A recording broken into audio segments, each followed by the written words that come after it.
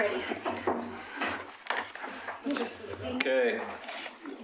If you have a cell phone, please turn it off or silence it.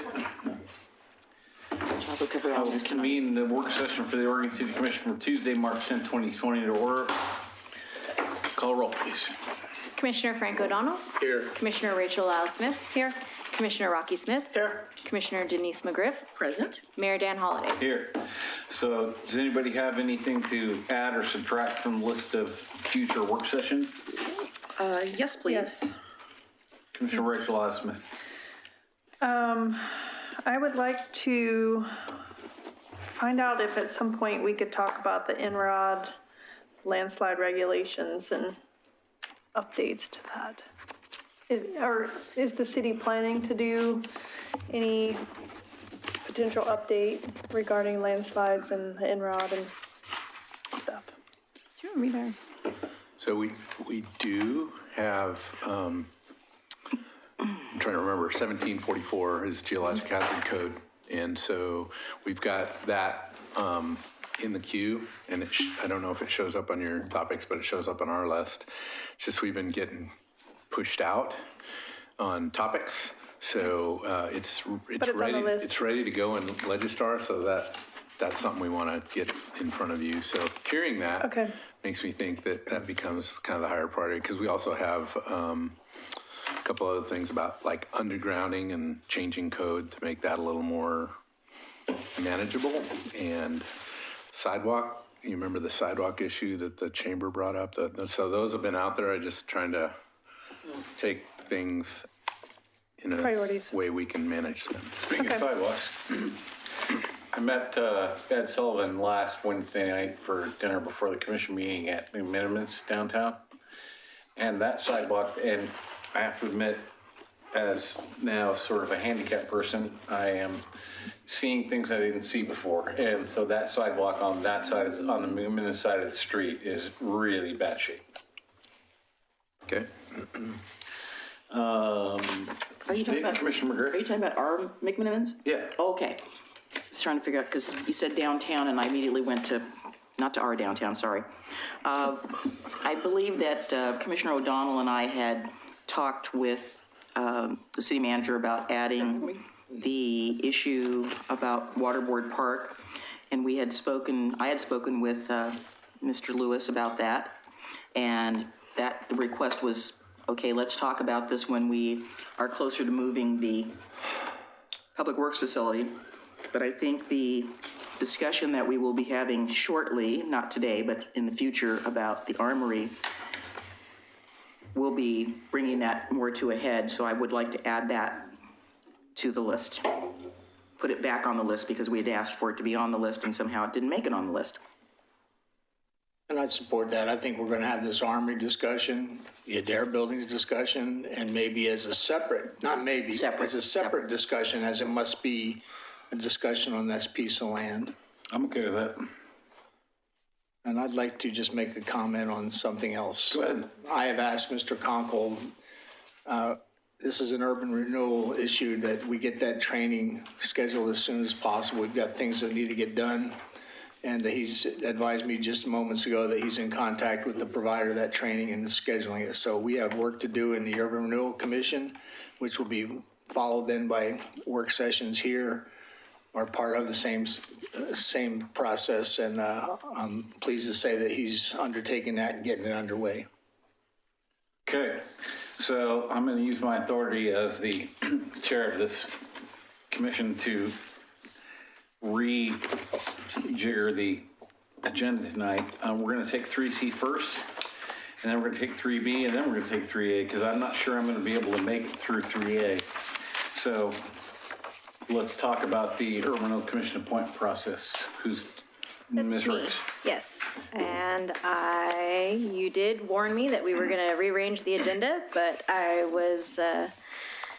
I missed this one, so that's my fault. No, that's okay. Let me just grab my stuff here really quickly. So we had originally received 10 applications. One had withdrawn, and one was outside of city limits, so they by default withdrew. And then we recently received an additional application. And that was past the deadline of January 31st, 2020. So I need to take I need to ask the commission if they are open to accepting this application or rejecting this application. And then we need to choose a date for the interview process so we can get this moving forward. Well, let me say that Commissioner Smith and I already are opposed to allowing folks to come in Right. after the deadline. I don't like it. You know, I'll join in that opposition. Okay. There's a deadline, you meet it, Yeah, and I that's think it. we've got Just like all a 5 public of us bid. concurring.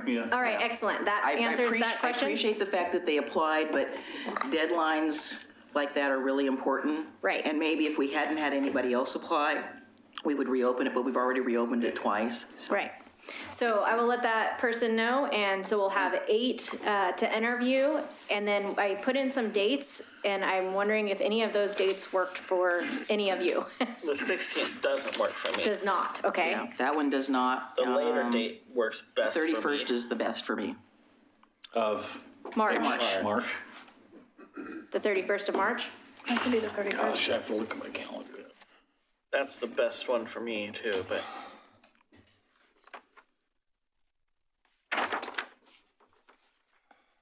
I could do the 16th in a pinch, but the 19th doesn't work at all because I have a prior commitment. 31st is fine. Okay, then we'll go ahead and move forward. Thank you so much. That helps a lot. I'll get those scheduled right away. All right, then we're gonna move on to the, let's split between pages here. Oregon City Municipal Code, section 12-04-120, street sidewalks and public places, obstructions and prospective amendment language, allowing cluster or global approval of removal of long-term obstructions in the Kenema Historic District right-of-ways. Mr. Lewis.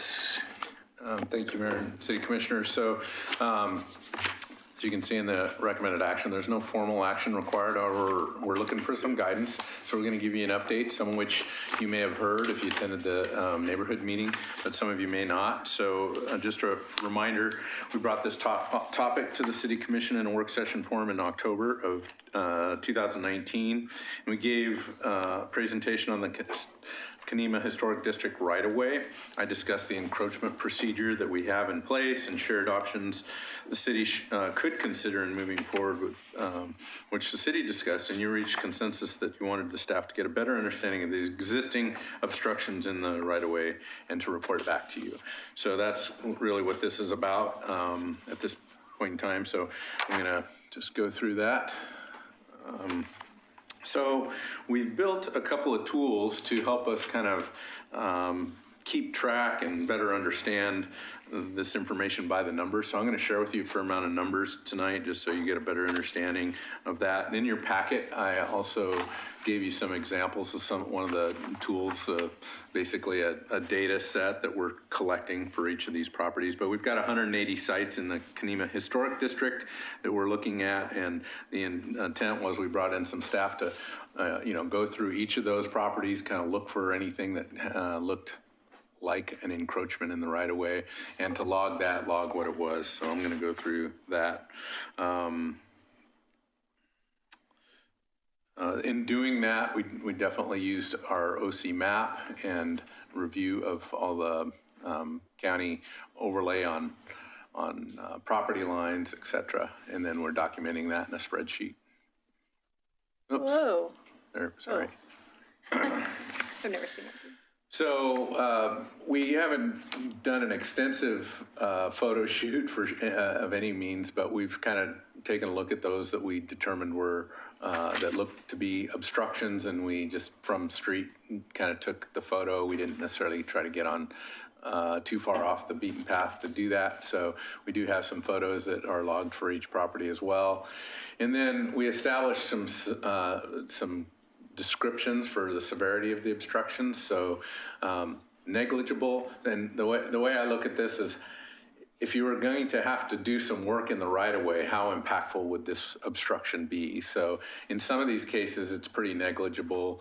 In other cases, it's more, would be more of an obstruction if we had to actually build a pipeline or something like that in the roadway. So, and then those numbers next to that kind of indicate what we found out of the 104 obstruction, or what looked to be obstructions to us. these are how they break out in terms of negligible, moderate, or extremely obtrusive. There's also, there was a category that we decided to track, and we just kind of picked a 5-year term. We can look back further than that. Our historic photo comparator, I don't know if you've ever used that before. It's kind of a cool tool that we have in our GIS system. It goes, I mean, actually the photos go back quite far, but the ones that are kind of discernible for this kind of work really kind of end in 2003. So going much further than that would be a problem. We just picked a year, and you know, we're open to your thoughts on whether that's the right time frame or not. But out of those, at 5-year, we found 24 of these apparent obstructions that were newer than 5 years. Oops, sorry. You gotta go back one more. So you gotta tell us about the existing, suggest for removal, that piece. Okay, so of the newer, of those 24 sites, and I'm gonna give you these kind of statistics in a couple different forms, but of those 24, 3 of them have existing approval permits, so they went through the process. 3 of them, we're gonna, in our evaluation of these 104, they would be obstructions that we would suggest being removed. Okay.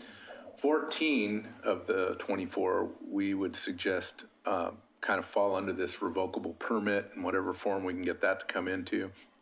One of them's in the ODOT right away, so reaching out to ODOT to let them know and let them deal with the ODOT right away encroachment permit. And then 3, we're calling more complicated. You're going to see this.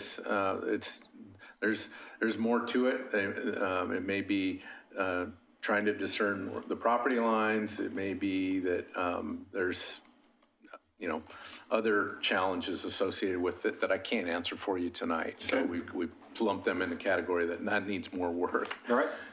And Mr. Lewis, of the 104, are only 3 permitted? No. Only 3 did the proper permitting? Because I No. say you say 3 of the 14, but of that Yeah, 104. I'm going to give you more numbers. Okay. My recollect is the number's 9 that have been permitted. Okay. Okay. I'm confused because the numbers don't add up. Really? 27, 52, 25 equals 104. You said 14 of, which one was the 14 So, of? yeah, I knew these numbers were going to get a little. 14 are suggested we issue a revocable permit, so they've looked at it and said, it's okay, kind of like the fence or something else. 24. Yeah, that adds up.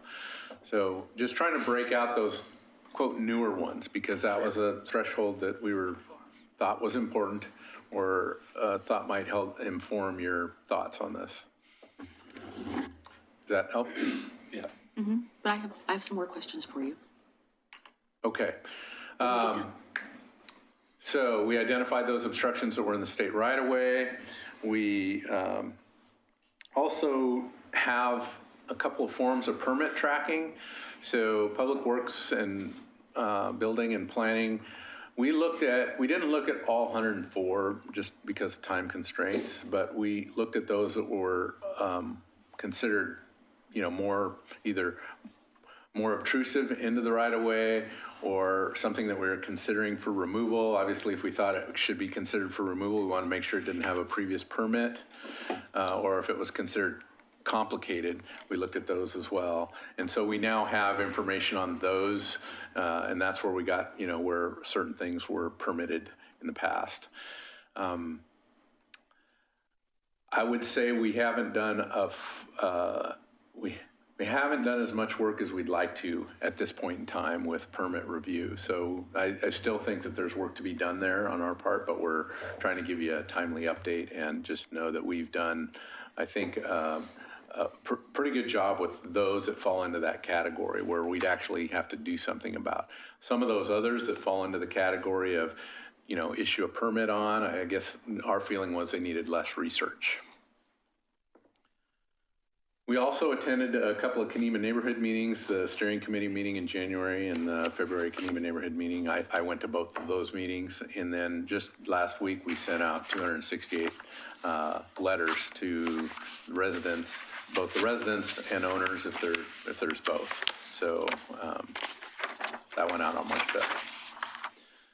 Some of the types of obstructions that we've identified, we've seen some buildings, but most are much less than buildings. There's a lot of fences, a lot of walls, not many pergolas or arbors, but, and I heard play structures. I'm still yet to see one, but the person who did the inventory listed an actual play structure, so I got to figure out what that one really looks like. But stairs, mailboxes, driveway approaches, those kind of things.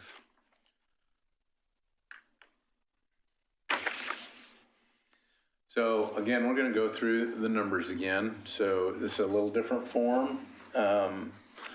We've got 70 sites. So this is out of the total 104. So the math should work here. I checked it a couple different times. We would recommend, if we had to come up with a solution today and a decision today, 70 sites for a revocable obstruction permit that could be grouped. There's 3 sites that we don't necessarily, in our opinion, need the right-of-way, and the obstruction may be such that we would suggest maybe that property owner pursue a right-of-way vacation, and with commission authorization, that could happen. I would say we should be very conservative about vacating the right-of-way, but in these 3 cases here, we would probably recommend that to you. Okay. There's 4 sites that we would, out of the 104, that we would actually recommend removing something. Now, there's more than 4 sites that have things in the right-of-way that are significant, but because they're so significant, we don't think the right decision would be to recommend we tear down a building, for instance. But in these 4 sites, there's 2 that are basically non-compliant sheds. They don't meet any historic standard. They're not really even cited. They're kind of a mess. We would recommend that those come down. And there's 2 fences. There may be other fences that are non-compliant, but in this case, these 2 are definitely non-compliant kind of fences, and we would recommend they come down as well. And how did you come to the conclusion that they were non-compliant?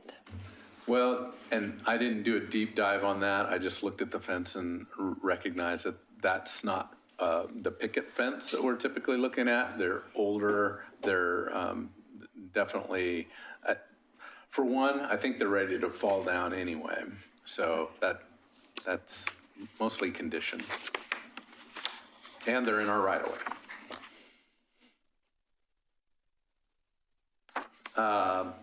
There's some that we could call do nothing because the encroachment has an existing permit. There's those 9 that I was talking about there. They're encroachments, and they may be significant, but they've already got a permit for them, so there's nothing there. And then reaching out to ODOT again with there's actually 8 sites in ODOT that don't have any. No, I guess. They don't have an Oregon City permit. Whether there's an ODOT permit, I haven't checked that or not, but we think we should reach out to them with the 8 sites and say, hey, by the way, did you know you've got some encroachments in your right-of-way? And then there's 10 additional sites that kind of fall into that complicated category that we need to look at with kind of a more detailed.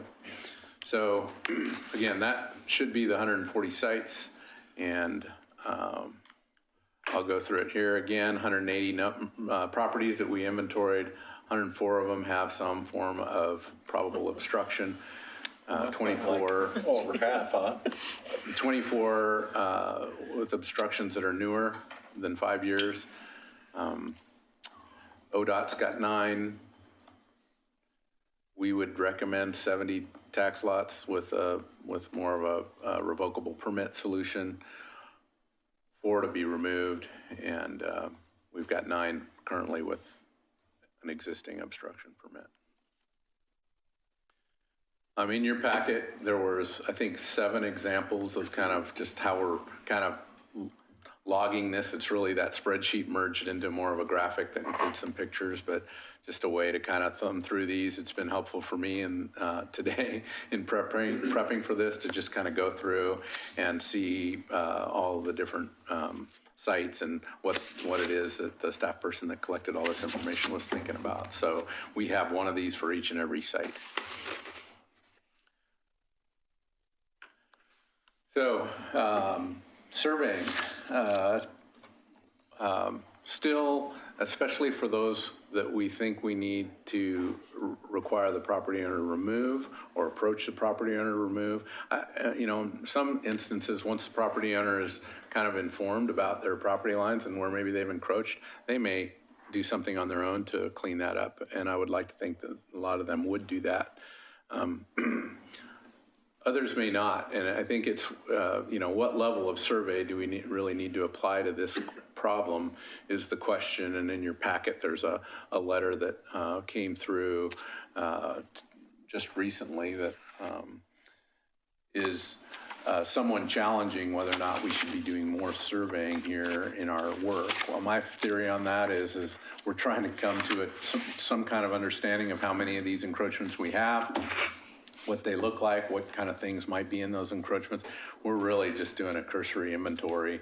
If we really want to get serious about this, I'm still a little uncertain about how that, whether it be a resolution or ordinance or what the adopted item would be for a kind of a grouped encroachment. But if we had to, you know, if the determination was, hey, you need to do a boundary survey for this, that's a big ask. That's a fair amount of money we're going to have to spend in doing that. So, you know, based on, you know, some concerns I have about, you know, what we can do. We don't have a surveyor in-house, so, you know, how much effort do we really have to put in that is still something we need to look into. But there's lots of misunderstanding, especially in Kenema, because of the narrow roadways and the fact that the landscaping goes right up to the shoulder of the road. And just based on, you know, the kind of the fences and the rock walls, changes of ownership, you know, I always look at what you know, when I go in to sign papers on a house or on a piece of property, I'm looking pretty hard at that. But I'm a civil engineer, and I don't necessarily know that everybody does that. So, you know, I think a lot of folks just sign away and don't really think about what they have. They just know what they saw and loved. And so I think there's a lot of folks like that in the Kenema neighborhood. So, again, many of these, I think, are going to be resolved through this group encroachment permit. So maybe there'll be less surveying needed. We do have some historic buildings that are actually in the right-of-way, and, you know, because of their age, you know, we're going to recommend those be included in that group encroachment permit. If we ever had, you know, I don't ever see the Kenema roadways getting, you know, becoming much more than they are today. I think this question about how much we, you know, dig into past approvals. One thought that is concerning to me is if a property owner came in for a building permit and had a site plan, showed the driveway, showed an encroachment, and they got approval for a building permit that may not have looked outside the property line at that encroachment. Should that have been looked at? Maybe, but building permits don't all necessarily always come by, you know, pass through all the doors that need to be passed through in order to look at an encroachment permit. But the property owner feels like they've done all their due diligence, right? So if there's a building permit for a structure, given the timeline, should we be considering that their approval to get that, or do we need to take that to a higher level of approval? That's a kind of a big question, and I'd like, at the end of this, I'm asking for some response from you folks to help guide that a little bit, but that's a point that I'm kind of concerned about and would love to know a little bit more about what you're thinking. All the Kenema properties are in some kind of an overlay district. Most of that's geologic hazard overlay district and historic district, but there's a couple others out there as well. There's code associated with each one of those. So, you know, some of the simple ones, like there's a fence in the right of way. Other than that, it's not much more than that. And the fence is, you know, a picket fence, which, again, I'm not the fence person, but, you know, if we look at that and determine that meets the intent of that code, are those, some of those that we can go through without a lot of process? Because the process, not only is there the process to get the approval, but there's the fees associated with getting those. And I don't know all those, but I just worry about that particular element, because not only will it slow it down, I think it'll stir more concern for the work that we're trying to accomplish, which is to better understand our right-of-way and make sure future owners and tenants have a clear understanding where their right-of-way is.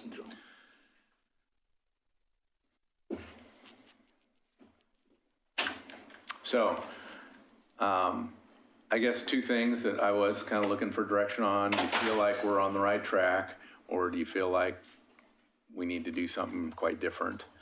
And then if you could confirm, you know, your thoughts on, you know, if somebody's gone through a process to get approval, is that sufficient, or do we really want to force them to go through, you know, something different than that?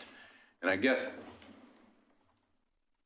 if there's not a lot of these if we go with the revocable permit anyway, right? There's not really a lot to talk about anyway on that front, but as we just keep moving forward and trying to work through those more challenging ones that we don't necessarily know which bin to put them in, I think that question will help. We still need to validate some existing records with regards to past permitting, and Laura and I need to talk about Oregon City Municipal Code and how that plays out. Yeah, and then if we got to go after surveys, it's my recommendation that we hire somebody to do that.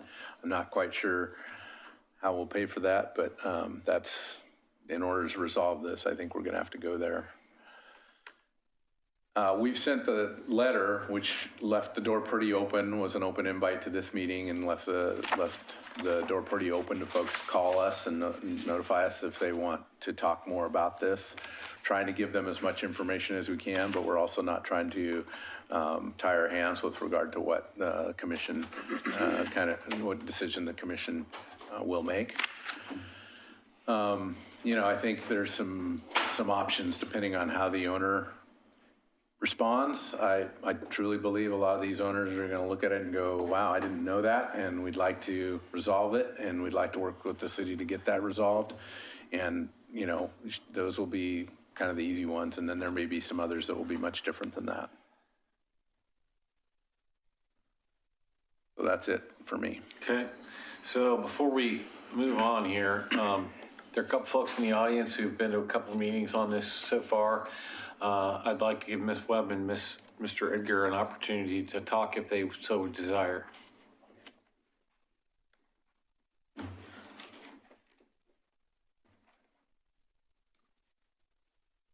time constraints remain in place. You want to go first? No, but I don't know if I can. I'm Okay. so pissed off at what you guys are. Hey, keep calm. I'm Paul Edgar. I live on Fifth Avenue in Kanema. And for approximately 10 years, I was the land use chair of the neighborhood association and also chair of the CIC Land Use Committee. The past, there is, one of the key problems here is that there has been a lot of fudging of the borders and doing things. And it goes, but a lot of this starts, and there's a requirement by our code that any of these buildings or modifications from the time we became a National Register Historic District, there has to be a statement of acceptance of that. And so this blanket idea of going out and blanketly approving things without getting a concurrence from the HRB and literally going through all of these things one by one kind of violates our code and our understandings with the State Historic Preservation Office. So we have to do those things. And then we have also all of these codes what are associated with 1744, 1749 in fences and structures. And then we have even transportation codes, which are about what you can see to prevent accidents. And when we have blocks where we block vision, that's a critical problem. That's life and safety. So what really needs to happen is where we literally go through all of these things, and a citizen committee comes together with John or whoever you want to have involved, but dialogue to try to ad hoc, try to put a blanket over the top of it and say, okay, we're going to figure it all out ourselves, without really bringing the neighborhood and the citizens and a lot of the people that are really concerned involved. I don't think solves a problem or even does a good service. For what we really need to do is figure out what is right, almost case by case by case, and go through and look at things. Like, I have a neighbor right next to me, and he built a fence into the alleyway. And we looked at it, and he's built also pergola, and it's built into the alleyway, the city alleyway. It's very nice.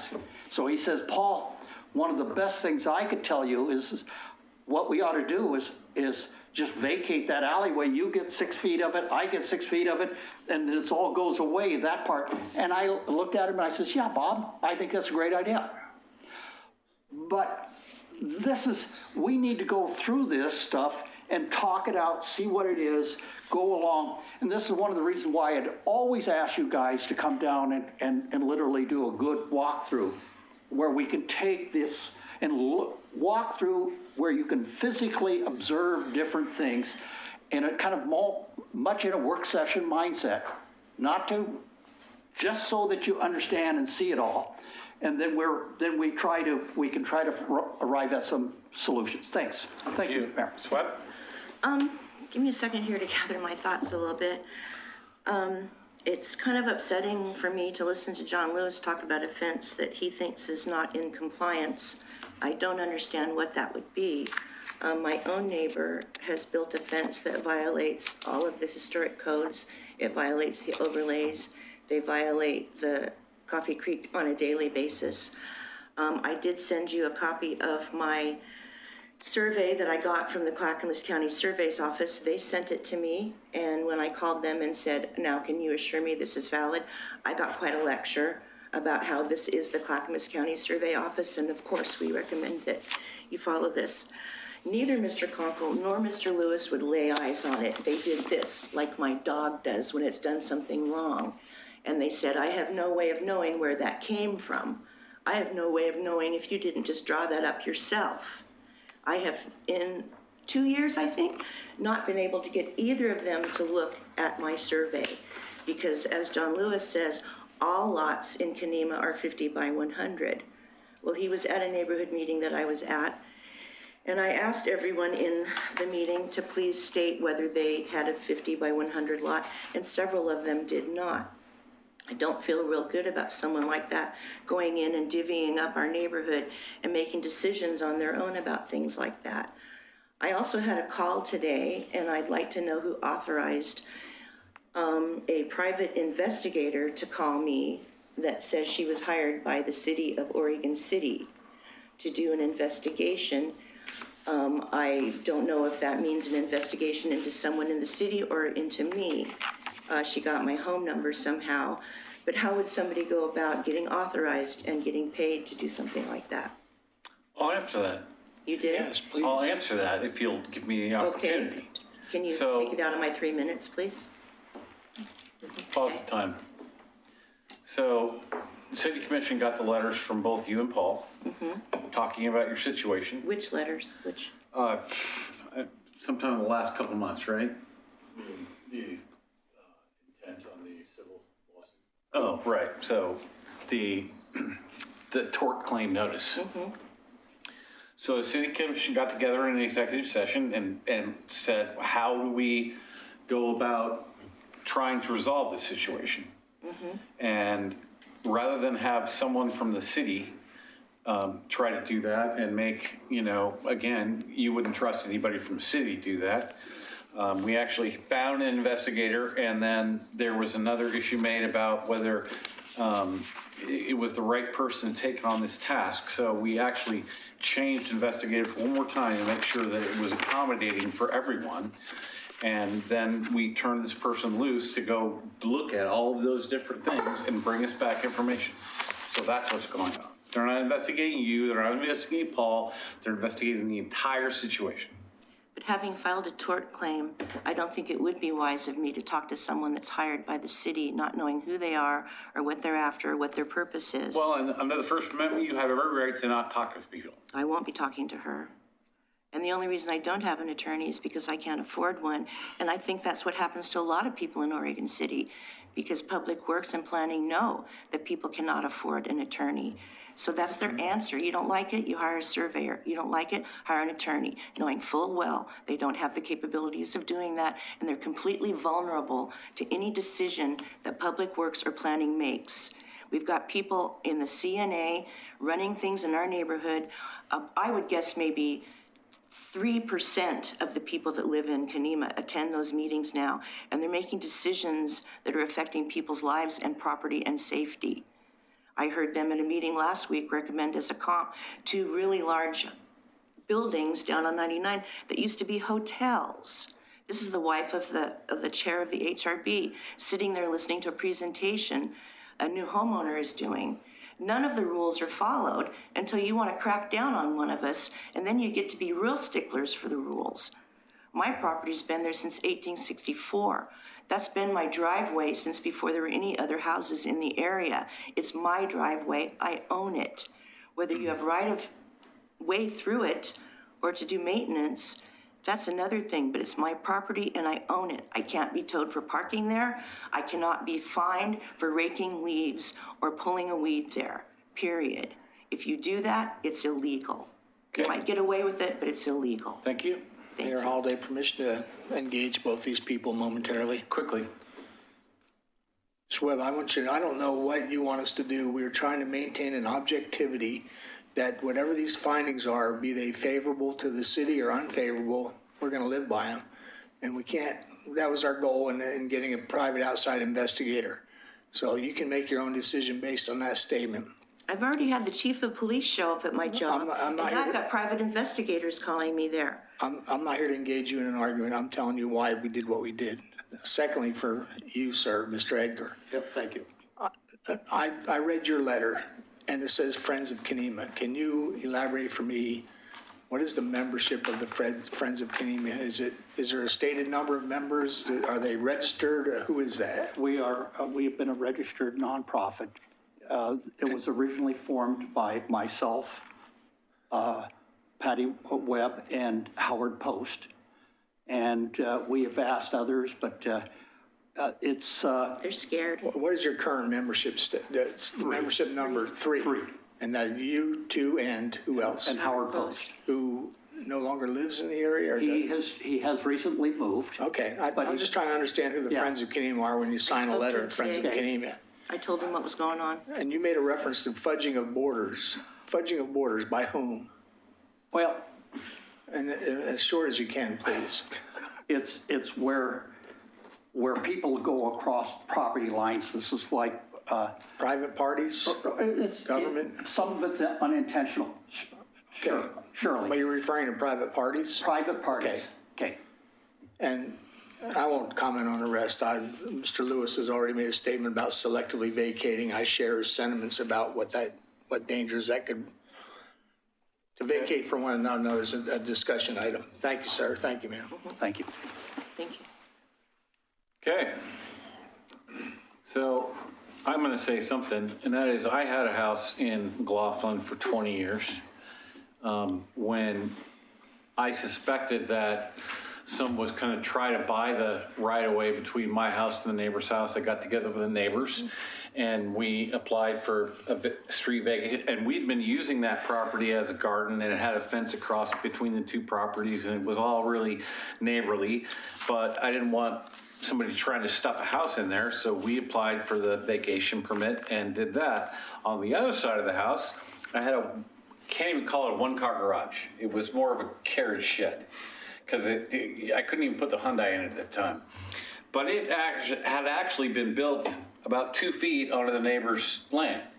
And he tried to do some legal things, and basically it came down to the fact that it had been there for well over 100 years, and there was no law that was gonna, make me move that garage 2 feet to on my property. So I think the point is that Oregon City is a very old place. There are a lot of places around town where, back in the day, we didn't have GPS, we didn't have aerial drones, we didn't have even airplanes. Surveying was based on a stake in the ground and a shot at the sky. Well, things are different now, but the fact remains that, some of this stuff just is not resolvable by, codes that have come in the last 20 or 30 years. So what we're trying to do is to gather the most information we can and make the most reasonable decision that's as fair to everyone as possible. If I could comment on Mr. Lewis's input. Commissioner O'Donnell. So as you know, and many do know, including yourselves, Commissioner Lyle Smith and I attended your Kenema neighborhood meeting to listen. I'm disappointed in the letter, and I know the first reaction to having anybody from the city looking at your property with the cameras, walking here, is immediate, what's going on, and I get that, but let's try to settle down for a moment, okay? Let's not think we kicked over a hornet's nest. Give it a moment. I wish the letter had included in some word the word revocable, because that's what we're talking about, a revocable right-of-way permit, and I'm disappointed in that, but regardless, it's a revocable permit. If you don't know what that word means, look it up. There's things that we're going to discuss. This stuff about, I want the HRB to continue to be involved. This stuff about the HRB criteria do not apply if you're in a city right away. Well, we'll resolve that one way or the other, okay? That's a catch-22 that cannot continue. I agree with Mr. Lewis on selectively vacating and the problems that would cause. In any transaction, having had a real estate license, there's title insurance, there's land descriptions, there's legal descriptions. There's the ability to show proof of permit, Mr. Lewis says could be potentially difficult in some cases. And this thing about how the building permit is issued, we're going to have to look into that, because I laid out a map of how I was going to build my house, and it says I'm 75 by 104, and here's how I'm going to position the house. But that doesn't say my 75 by 104 is correctly, and I'm not sure what that is. So that's going to be a more in-depth review. And those are my specific comments on Mr. Lewis's input tonight. Thank you. Well, I think in your case, it was platted, and the builder had already, whoever was developing, had already done the survey and laid everything out. That's true. But, which is substantially different than places like along the bluff, over the top of. No argument there. What I'm saying is that Park and other places. If the city has erred in any way, then we would probably give consideration to sharing in that. I requested to speak, but it's not showing up on your. That's because I haven't moved back over to the packet yet. I just had some questions for the Commissioner McGriff. Lovely Mr. Lewis. Lovely. So, John, I guess part of my questions has to do with the 5 years. Okay. My knowledge and awareness is that the city of Oregon City, and I'm talking about all the historic areas, I'm not talking about Kenema. So we have had permits in the city of Oregon City for a very long time. And I would think that it is general knowledge by maybe 70% of the public that you need to have permits for things. So I would not make the assumption that just because somebody had a building permit to build a house, that they have a permit to build a wall, a pergola, or a fence. That, to me, that's not part of the building permit unless it has to do with historic review. So I think my recommendation to you is do not make that assumption that just because they had a building permit, other things have been approved as well. That they're completely separate in my mind. I think 5 years might be limited. And again, I'm not looking at this and trying to pick on anybody's neighborhood. I'm looking at it from a global standpoint. And I think that that we have had permits in the city for a very long time. I like to follow the rule of thumb where I trust a person, but then I want to verify. So I think that's the policy that we should take.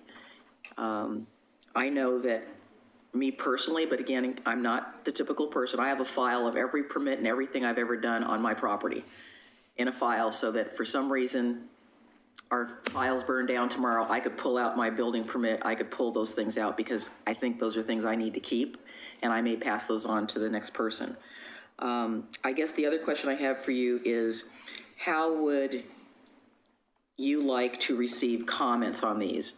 There's some of the ones that you've identified that I may have some professional knowledge from my time here that I could speak to you about, and I would speak to you informally about it. And again, I don't want to pick on anybody, but I just want to make sure that it's appropriate, that I can give you those comments if I have some knowledge about it, and I just want to make sure that you'd be okay with that. I don't think we want to go down that I road. don't think we want to go down that road either. Well, I mean, there's things that I know and things I don't know. So I was looking at just some of the ones you had that you submitted in the packet, and there's one in there I know I had some knowledge about. I get it, but at some point you have to take off your planner hat and start being a city commissioner. And being a city commissioner does not include going in and providing, in-depth testimony about a piece of property or another. Testimony. So I will abide by whatever Mr. Lewis feels comfortable with, and if he's not comfortable, then that's just fine. I'm just throwing it out there because I'm asking a question. So I also don't support vacation unless it's absolutely necessary. Whether we're going to build or not, I don't think we should be giving rights away. I think that we need to go through this very carefully, and I hope that people immediately, they get something in the city and they think it's something negative, so people are looking at it from the standpoint that they're picking on me or this or that.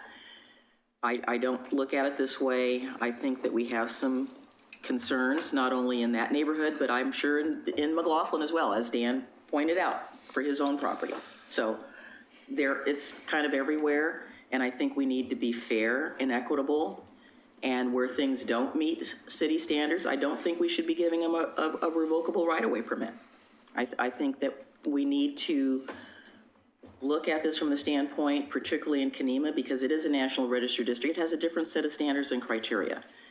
And I don't think it would hurt if we just inform the State Historic Preservation Office what we're doing there, because they really have the overview of all this. It's information. We're not asking them to support it or approve it. We're just saying, we want you to know that this is going on. It's just informational only. I just think, communications with our statewide partners is probably a good idea in the long run, as opposed to not telling them anything in the short run. So those are just my comments. I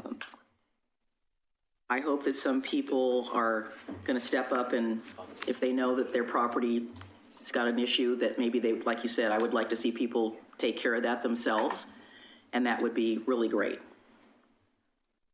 Commissioner Lyle-Smith. Thank you.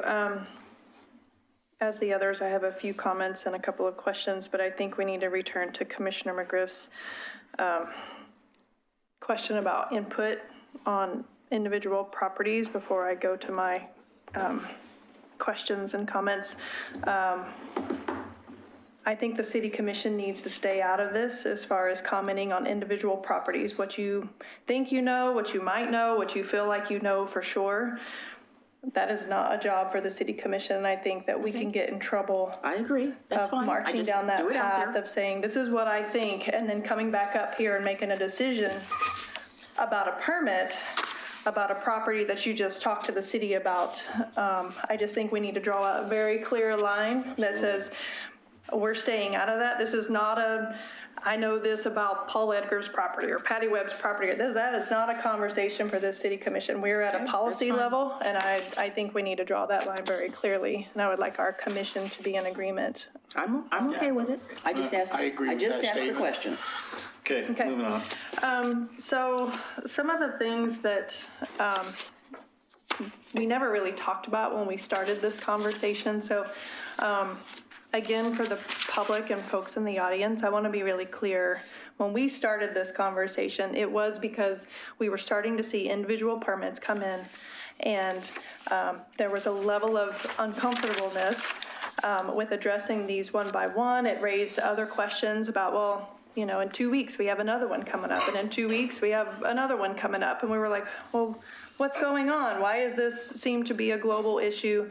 And so therefore we wanted to look into it. And our thoughts going into it, I'll totally speak for myself, it was 100% with good intent that said, okay, we know clearly right off the bat, we knew there were at least like 70 properties that, you know, probably had obstructions that you can just look at aerial photos that are right up to the edge of the property, or up to the edge of pavement, which is essentially what was coming to before us, you know, for rock walls and fences and stuff like. So it was really easy for us to say, we're never going to do anything with that. Can we just solve this problem so that we don't have code enforcement issues, so that we don't have, you know, of all of these at least 70 properties in the right of way. And so our goal was to try to hopefully fix a lot of things for a lot of property owners, knowing that maybe not everything could be fixed.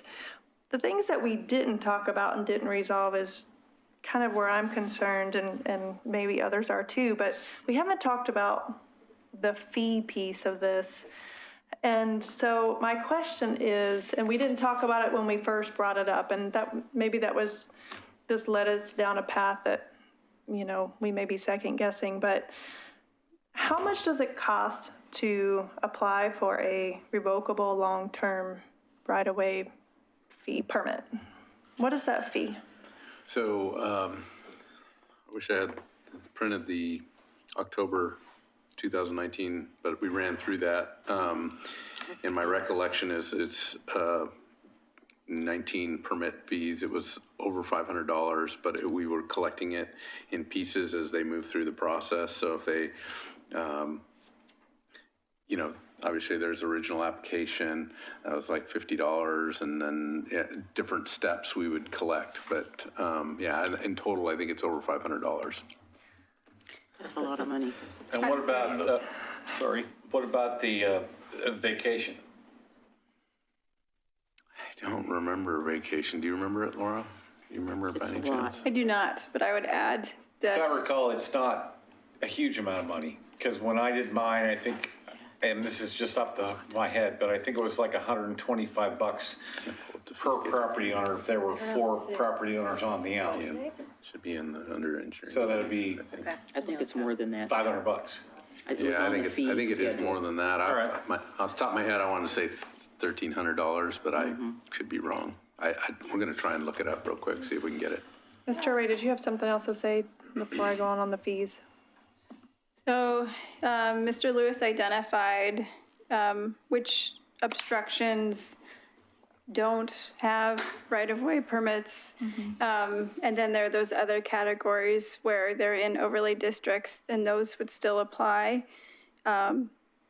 Those have much more significant fees if you have to hire consultants to do a natural resource overlay district study, or if you have to go through a review of any environmental overlay or historic overlay, although historic fees are a lot cheaper. They're only $50, but. So my concern is that I have no intention of asking anybody in Kanema to pay any of these fees if we get on this route. That was not the goal, that was not the intention, and that is an issue. I'm okay with that. However, that causes me a policy issue for, it makes me twinge a little bit for the rest of the city when they start applying for permits, and we've just exempted Kanema, you know, because it exists, you know, because truly we went down this path to try to say, okay, historic home, fence, driveway, blah, blah, blah. I can easily see 70 people, properties, let's just fix this with it so they don't have to worry about it. It's unlikely we're going to come back to it. And we thought that it would be a good thing. But I'm a little challenged with this, and I'm not sure how we're going to handle that. Yeah. And so it makes me really hesitant. And I don't know that this is a solvable issue. I think we went down the road thinking that it would be a solvable. And the whole idea, I mean, we keep saying it over and over. We kind of said, can we do this blanket approval? Well, that probably has never been done before. And again, that was kind of is there any good solution of just us trying to brainstorm and figure out how can we do the best thing for the neighborhood? Ideally, we don't want neighbors calling code enforcement on their neighbors. If we know there's 70 to 75 in this neighborhood, then that kind of opens that door for that. And our goal was like, can we try to make this a peaceful neighborhood where we don't have neighbors calling, all the time of, code enforcement and stuff. So anyway, I guess my only other question, you've answered my questions, it hasn't resolved any of my concerns. How many folks have you heard from as a result of the letters that went out? The letter went out on the 5th. So it's only been a couple of days. Yeah, that hasn't been that long. So, yeah, I have not heard from any. I haven't whose contact gone through today's information email. was put in that letter? Was mine. Okay. Good. That's it for now. Oh, I didn't solve anything. I just raised some. Well, to more answer a couple concerns. questions, Katie pulled up for us a fee structure. Yeah. And so for the 2020 fees, for the revocable right-of-way permit, they add up to $557. Okay. Not counting HRB review or anything like that would need to happen. Right. So any of the, that would be if you're up on South End Road versus, Kenema. So Kenema has these overlays, which, yeah, depending on the geologic hazards or NROD or historic, that would be significant. And that's one of the challenges. That's one of the reasons why this idea of having to go through all those on an individual, arguably the fees are high. They feel high when you talk about them like that, but the idea is there's a lot of staff time that goes into those too. So it's a recovery for some of that. And I'm not questioning if the fees are the right fee when we have a new development that's going on, but I have real problems with us trying to work on a solution in a neighborhood and saying, okay, well, here's an issue and now you got to pay us $500. That was not the intent, and I have serious issues with that, and I am not willing to go down that road. I mean, truthfully, where I'm at this point, maybe we've served a purpose to where we stop, where we say, we've notified folks of, here's where we think, minus maybe the ones that have reached your unacceptable I have a letter or solution. something. But, okay, you have a possible What if solution. we So were- that's where I'm at. What if we were to citywide put out a notice that says, we're doing this, right now, you've got 90 days. If you think you have an issue of something that's in the right of way, or some kind of boundary issue, you need to bring it to the city, and after that 90 days, then the fees continue. Well, as Mr. Lewis's letter said, that's something similar to what we did with membrane structures. Right. So I'd be fine with that. I'm a little bit worried about. The lawyer has something to say. We're making Mr. Lewis and Mr. Conkle squirm a little bit. Whoa, what just happened? About 9 years, 90 days, we'd be inundated. Yeah. Well, the Maybe question you is, would. you want Just that they give you notice. do you want to provide review, or do you want to just legalize them? Like, I mean, the No, what membrane I'm saying structure, is- the membrane structure idea was, I mean, the way that worked was, if you had a membrane structure before this date, you were good. Called it good. And called it good. That's something different, different. than Yeah. saying you have 90 days free review, and after that 90 days, you pay. That's the inundation that's making everybody over here's eyes pop out of their head. Well, maybe the review doesn't have to be done during the Brainstorming here. I'm fine getting shot down once in a while. I'm not Is the membrane structure process and framework something the commission's interested in? We've done a lot of work to document what we know now. And we have I think we have a pretty good, generally speaking, handle and documentation of site visits, photos, aerial maps of the existing condition. we could approach it the same, potentially, I need to talk to the attorney, as we approach the membrane structure. I guess the question for the commission is, do you want to try to go back and address each issue individually, or even if we did them globally, how John broke them out into those 3 categories, or is it enough to say we're at where we're at, we're going to acknowledge it's there, and moving forward, we're going to, if something's added, we're going to implement code enforcement to address all the applicable HRB overlay district. I'm okay with that, encroachment but permit. I wouldn't want to do it citywide. Well, I'm just talking Kenema right now. I don't have citywide information. We only focused on Kenema. And I think one of the other things that Mr. Edgar hinted at is, I don't know how going property by property in Kenema with over 180 properties, who's going to pay for all that? That's going to be expensive. I mean, real expensive. You're talking about surveys and other kinds of things that have to go on. And typically a survey is the province of the property owner. If I wanted to know where my property's at, I have to pay for a survey. So, is there, Commissioner McGriff? I was just trying to understand where the $500 fee is coming from. I'm looking at a list of fees that say was adopted January 1st, 2020, engineering fee schedule, and there's nothing in here on a right-of-way thing for $500. I don't see that. It's the long-term obstruction in right-of-way with Okay, I see that. revocable right-of-way permit. Yeah, And I so see they that. broke it into 4 parts so that you Right. didn't have to pay the entire amount up front. Okay, so Because as you go through the process, it might become Okay, so we're something seeing that can't move. 53, 114, 223, and 167? That gives you 557. Okay, that's what you were doing. I couldn't understand where you're getting the $500 thing, and I said, I don't see $500. Okay. The okay, other that makes question sense. that was asked about vacation, Yeah, there's it's 2 elements of that. Yeah. And we don't do that process that often, so I'm a little uncertain about how that goes, but the total is $1,765. There's 2 numbers here, 655 and 1,110. So the 1,110 looks like it's for the public right-of-way Right-of-way, and the other vacation. one's 655 public for any vacation of easement. it, public easement that Okay. could overlay. That makes sense. I know you gave this to us before, but it's not, those numbers, we don't have them memorized. And that is typically divisible by at least 2 property owners, if not 4. Yep, site-specific. Because most of them that are happening here in Oregon City are happening in old alleyways, in different parts of McLaughlin and other areas that, aren't being used anymore. Correct. I just wanted to add one thing.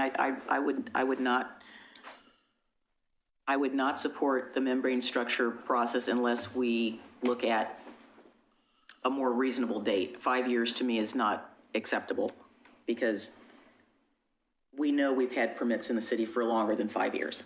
And some of those things maybe go back longer than that. I'm not saying we go back 30 years, but we've had rules and regulations here. What was the purpose of the 5 years? That's what I asked him earlier. He just said, Oh, sorry, I guess I missed it. that. Yeah. What was the purpose of the 5 years? Well, good photos at the time. We just picked 5 years. We could have picked 10, we could have picked 15. Like I said, we've got photo logs that go to 2003, but there's nothing really driving that date. It's just, it was a good threshold. So what would happen if we looked at 10 years? Would the numbers double? I don't think so, but So could. essentially photo comparison to see if you Yeah. could see things that were built Right. within the last 5 years Right. that looked like they possibly encroached into the right of way. Right. The photo quality over the last several years has greatly Oh, sure. increased in the pixels. It gets really hard Right. the further back we go. So, and the other piece of that I would say is that, somebody bought a house 6 years ago. They had no idea what the previous owner had done or not done. And now, we're forcing them to fix something that they really had no idea about, that wasn't included in their title report, that, really they had no idea about. I can't see going much further back than 5 years. The fact is that most of the conditions in Kenema have existed for a long, long time. Mm-hmm. The things that some people are complaining about went through a rather extensive process, both through the Planning Commission, the HRB, and the City Commission. So you can't complain about a project that you don't like, that's been through all the process, just because you don't like it. True. John, can you go back to the one where you had the encroachments by category?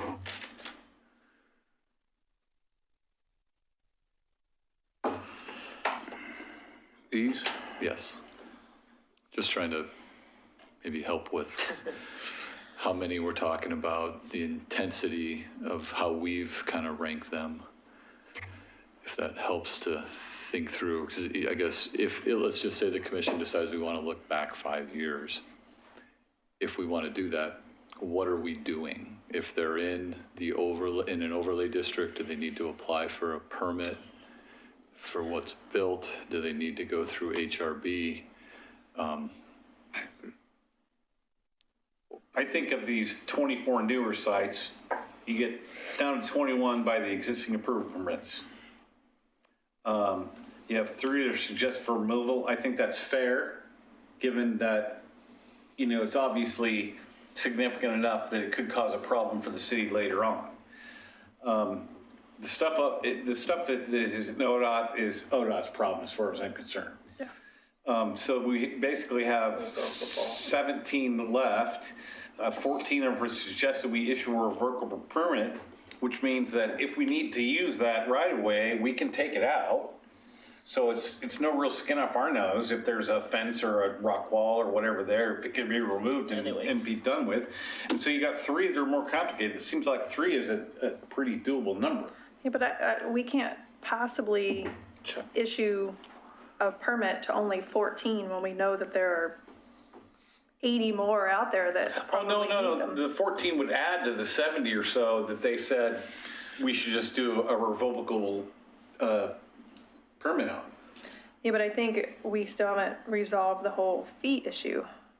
Right. So I'm not on board with saying we're giving blanket permits until we've resolved the fee issue of how that affects the rest of the city, Well, I think that's going to be a discussion that Mr. Parno, Mr. Lewis, and Ms. Richter and Mr. Conkle are going to have, and probably Ms. Sturway as well, about how to fix that so that it works. And we're definitely not going to solve that problem tonight. So, okay. So, John, Mr. Lewis, can you clarify for me, explain to me the difference between the 25 extremely obtrusive sites versus the 3 that you're suggesting for removal?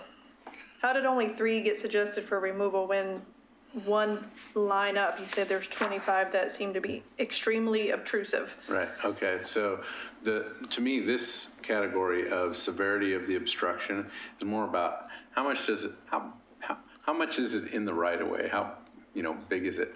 Okay. It doesn't necessarily mean that because it's there and because it's a house, let's say, or half of a building, and because it sticks out into the right of way. Based on our review of the the aerial photos, it looks like 15 feet. That's pretty obtrusive, especially if I have to come along and build a CIP project that needs to put a utility line in that, right? That affects our ability to build something. So these negligible, moderate, and extremely obtrusive are more about what's that presence feel like in the right of way, okay? Those suggested for removal are more like things that they may not be extremely obtrusive. They could be moderate. They're probably not going to be negligible, but they could be moderate. And we say, well, they're a problem just because they're in the right of way. They clearly don't, fit where they are at. We should have those removed, and they're a manageable move, right? If somebody had a building in there, even if it was, I would question if there was a building within the last 5 years. There's none of these, by the way, but if it was built within the last 5 years, they went through the process, and it's a building. Somebody's occupying that house. I probably wouldn't suggest we remove it. I would look pretty hard at saying, how can we live within this situation such that we can issue a revocable permit? But all of us would ask you, how the hell did it happen? That would be, yes, thank you. Well, like I said, I just want to clarify, we don't have that, but I mean, that's kind of where we're at with that.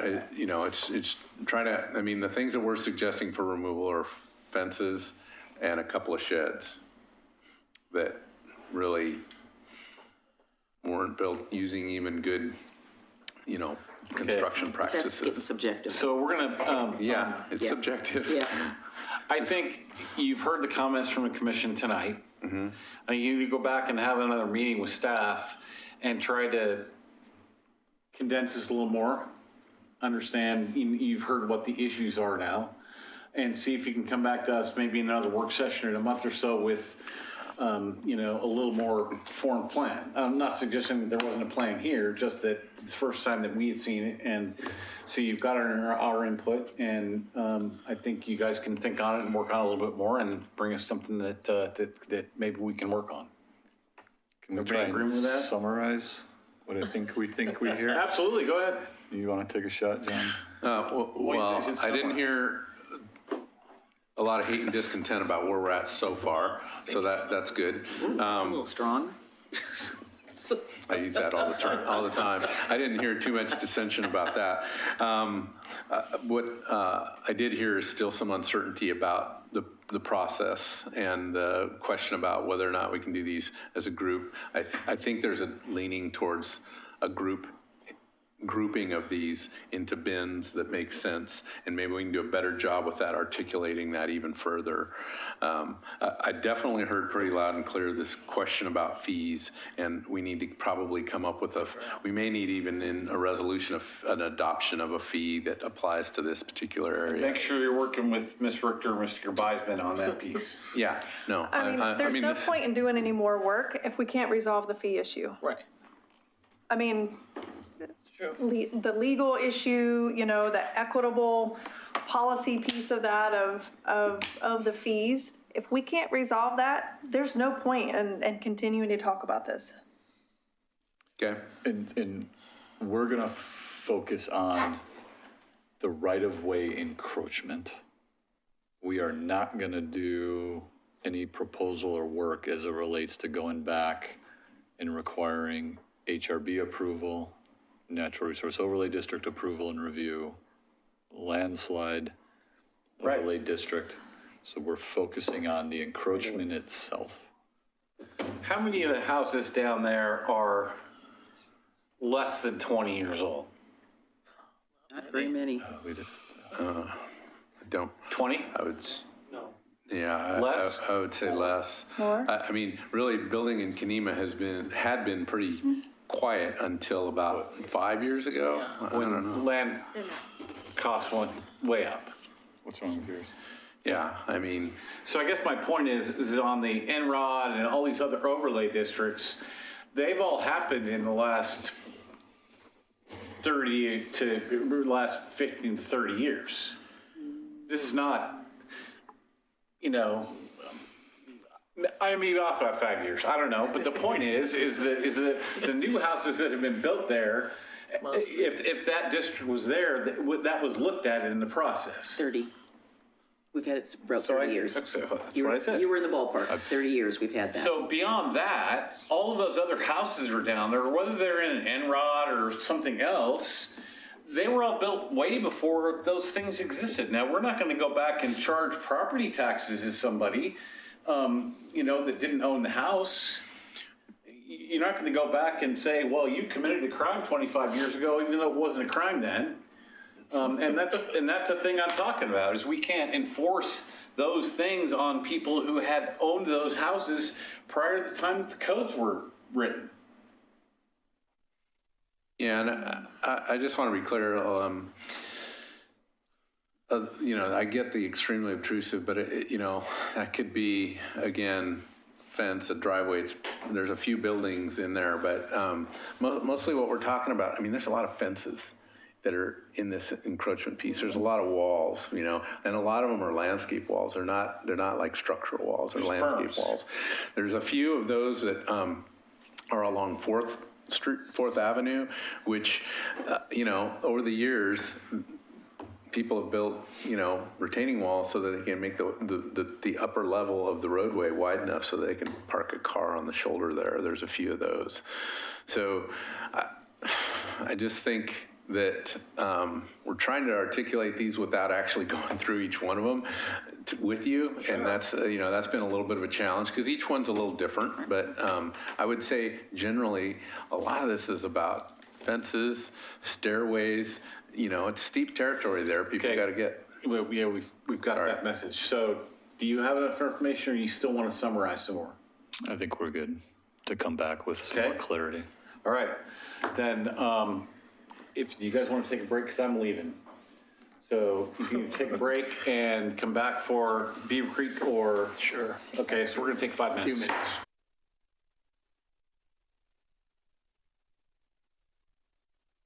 Ready for you. Okay, we're gonna call the work session back into order after the short break. Our next item is agenda item 3A, Beaver Creek Road Concept Plan Code and Zoning Amendments. Ms. Turway. Thank you very much. I'm pleased to introduce Christina Robertson Gardner, Senior Planner with the city, and Mike Mitchell, Chair of our Planning Commission. Commissioner Grant? Yeah. She's right there. She's on her way.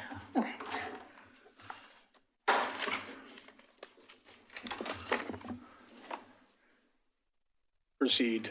Okay, thank you very much. My name is Christina Robertson Gardner. I'm a senior planner with Oregon City.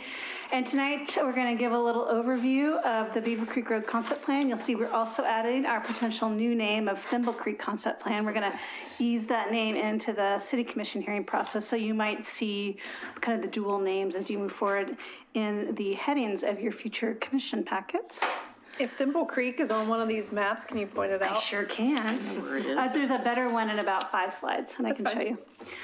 Just a little overview. The Beaver Creek Road Concept Plan was adopted in 2008 and readopted in 2016. It is in the southeast part of Oregon City, about 453 acres.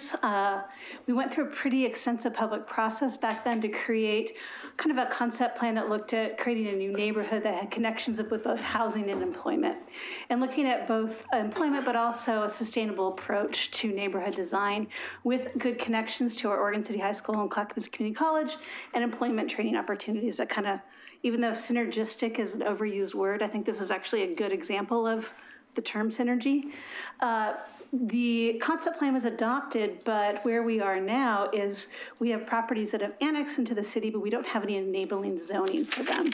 So the properties that have been annexed still hold their county zone of FU10 if you're in the new concept plan area, in the new urban growth boundary expansion area. And so the purpose of this project is to provide enabling code, both zoning maps, comprehensive plan maps, and zoning text to fully implement the vision of the narrative document. So I'm going to pass this to Mike Mitchell, our Planning Commission Chair. I'll talk a little bit about the Planning Commission process and some of the policy direction they kind of work through this fall, and then I'll finish off with a little bit more details of the products that will come to you next week at the first Commission hearing for this project. Thanks. So, thank you for the opportunity to speak. I'm really excited to show you our work at the Planning Commission on this project. As Christina mentioned, our overriding purpose on this, it was a plan that was finalized in 2008, which was a long time ago, and conditions have changed to some degree. We also had the issue where the state is now requiring clear and objective standards, so we needed to get those in there. And as I said, there were some conditions that have changed, and we wanted to get additional public input as well. So, pardon? Which conditions have changed? In terms of, I think maybe people's vision of traffic on Beaver Creek Road, for example. I think one of the things that has changed, the best practice for things like bike paths is a little different than it used to be, as we're trying to encourage bike paths more and more. So our recommendation is going to be something a little bit different than the street sections that we're using now to respond to that. Okay, that clarifies it. When you say conditions have changed, that could be anything. So, right. So maybe more specificity would be helpful. You like that word? I do love it. I was trained by a certain attorney, so those of you who know what I'm talking about. So basically our process, we held 9 Planning Commission hearings. We heard public comment at most, if not all, of those 9 meetings. They were divided up into sections of the plan, which was very helpful. I'll get to that in a little more later on. I also did 3 surveys reached back out, particularly related to bike lanes, to road width on Beaver Creek Road, and as to home occupations, what we could do or what should we do to more encourage home occupations. I'm going to just cruise through these items here on the slide. Beaver Creek Road design, the Planning Commission agrees with the recommendation from the City Commission for a 5-lane section transitioning down to a 3-lane section. We also agree, and traffic signals as opposed to roundabouts. We concur with that as well. We also agree with your recommendation or decision to keep the possible Holly Lane extension in our transportation plan. We also agree that based on the transportation analysis, that we're meeting the legal requirements in order to be able to rezone the property. I mentioned bike lanes a little bit, and where we're landing with the Planning Commission recommendation is to maintain our standard right-of-way width for collector streets, but expanding the portion of that devoted to bike lanes by possibly reducing either or the planting strip or the center median. And we also have a strong preference for buffered bike lanes as opposed to protected bike lanes, buffered being a physical separation, not just a stripe on the pavement. Speed zones in the concept plan, I know that has a little difference of opinion, but we'd like to see a 20-mile-an-hour speed limit in the residential areas. I think it's for 2 reasons. First, it's going to make this area more bicycle friendly, obviously, and it also would be a good test case for the rest of the city to see how it works. And is that something that we can just set? Yes, in the residential areas, and I don't want to go down a legal road that I'm not. There's a new Senate bill option that allows Oregon City to identify residential streets as 20 miles per hour. And so the Planning Commission has recommended this, and we've added wording in the concept plan. So as subdivisions or development comes in as part of kind of the ordinance that adopts the plat, the City Commission could move forward with that, the speed design at that time. What about existing areas? Because the city of Portland's already done it, as you know, right, since and you so lived there. for a long time, City of Portland was the only city allowed to do that, and so the state legislature allowed all the cities to go through that option. So it's something the City Commission can choose to do. And so I think as part of this policy direction, where the Planning Commission is recommending that as development comes in and is developed and streets are platted, that recommendation in residential districts and the residential streets, they be signed at 20 miles per hour. Did we not do that in one area as a test case, Mr. Lewis? Right, so Kenema's the one area that we've done that for. We've heard, initially I think there was some concern about that, and there still may be some concern, but it's definitely a commission determination. It has to come to you in the form of a resolution, if I remember correctly. So when that time comes, we would, bring that.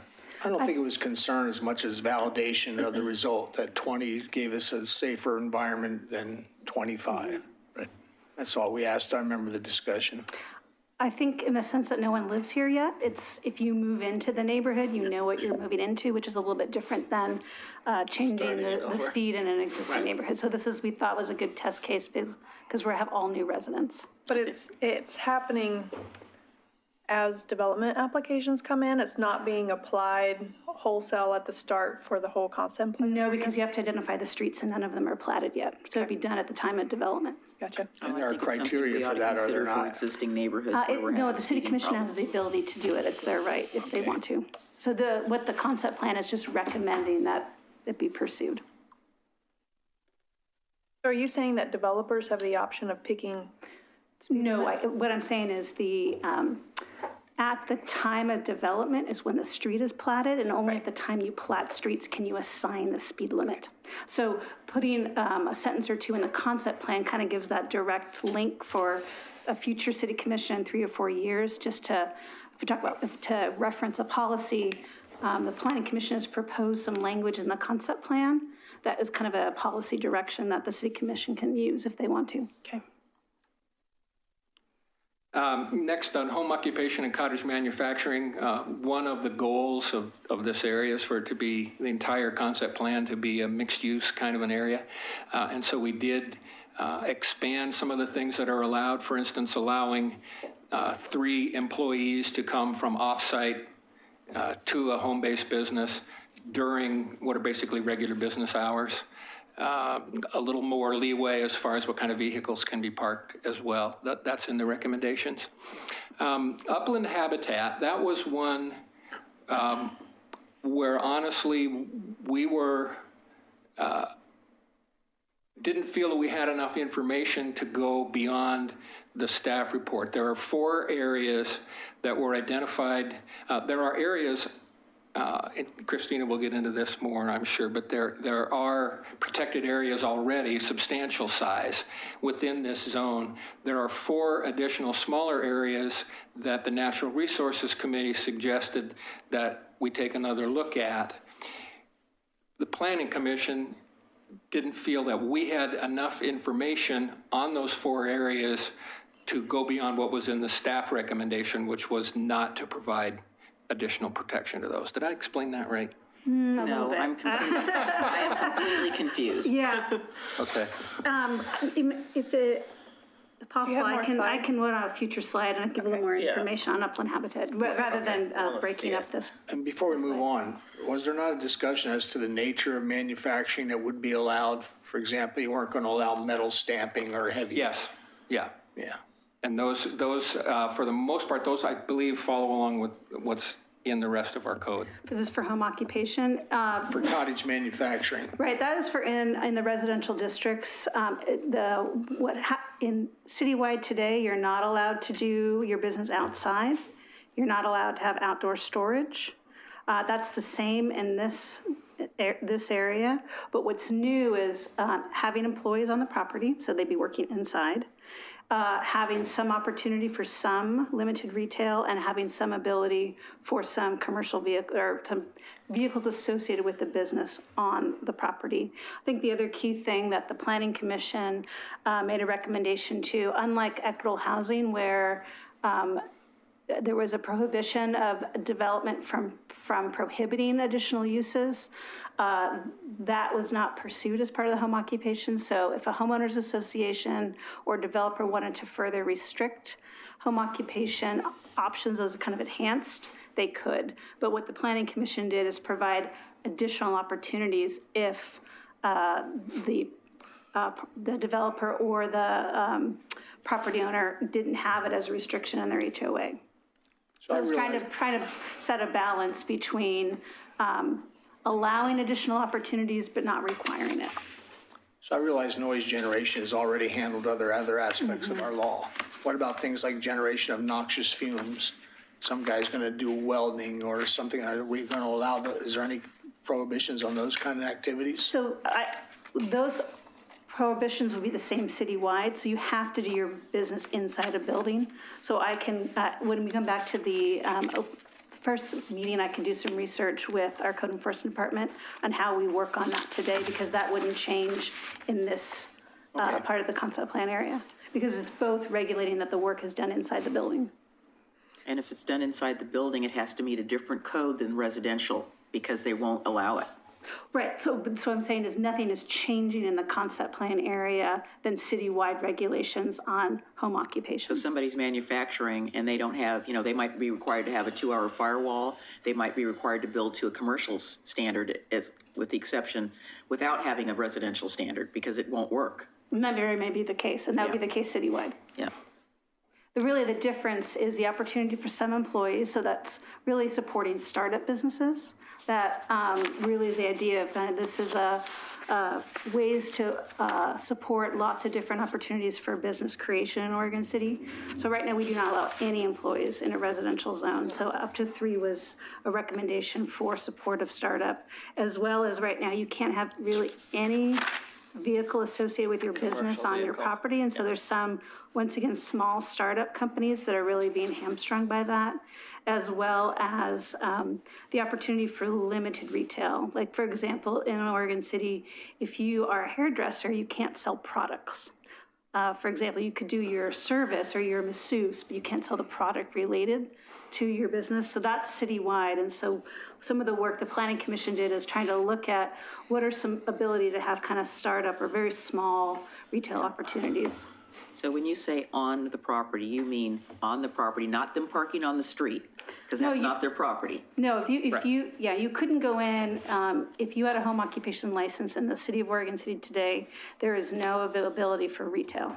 No, I'm talking about, you talk about vehicles associated. Oh, correct, yeah. It would be, you couldn't park your larger truck associated with your plumbing business on your property if it's associated with your business today and your home occupation outside of a garage.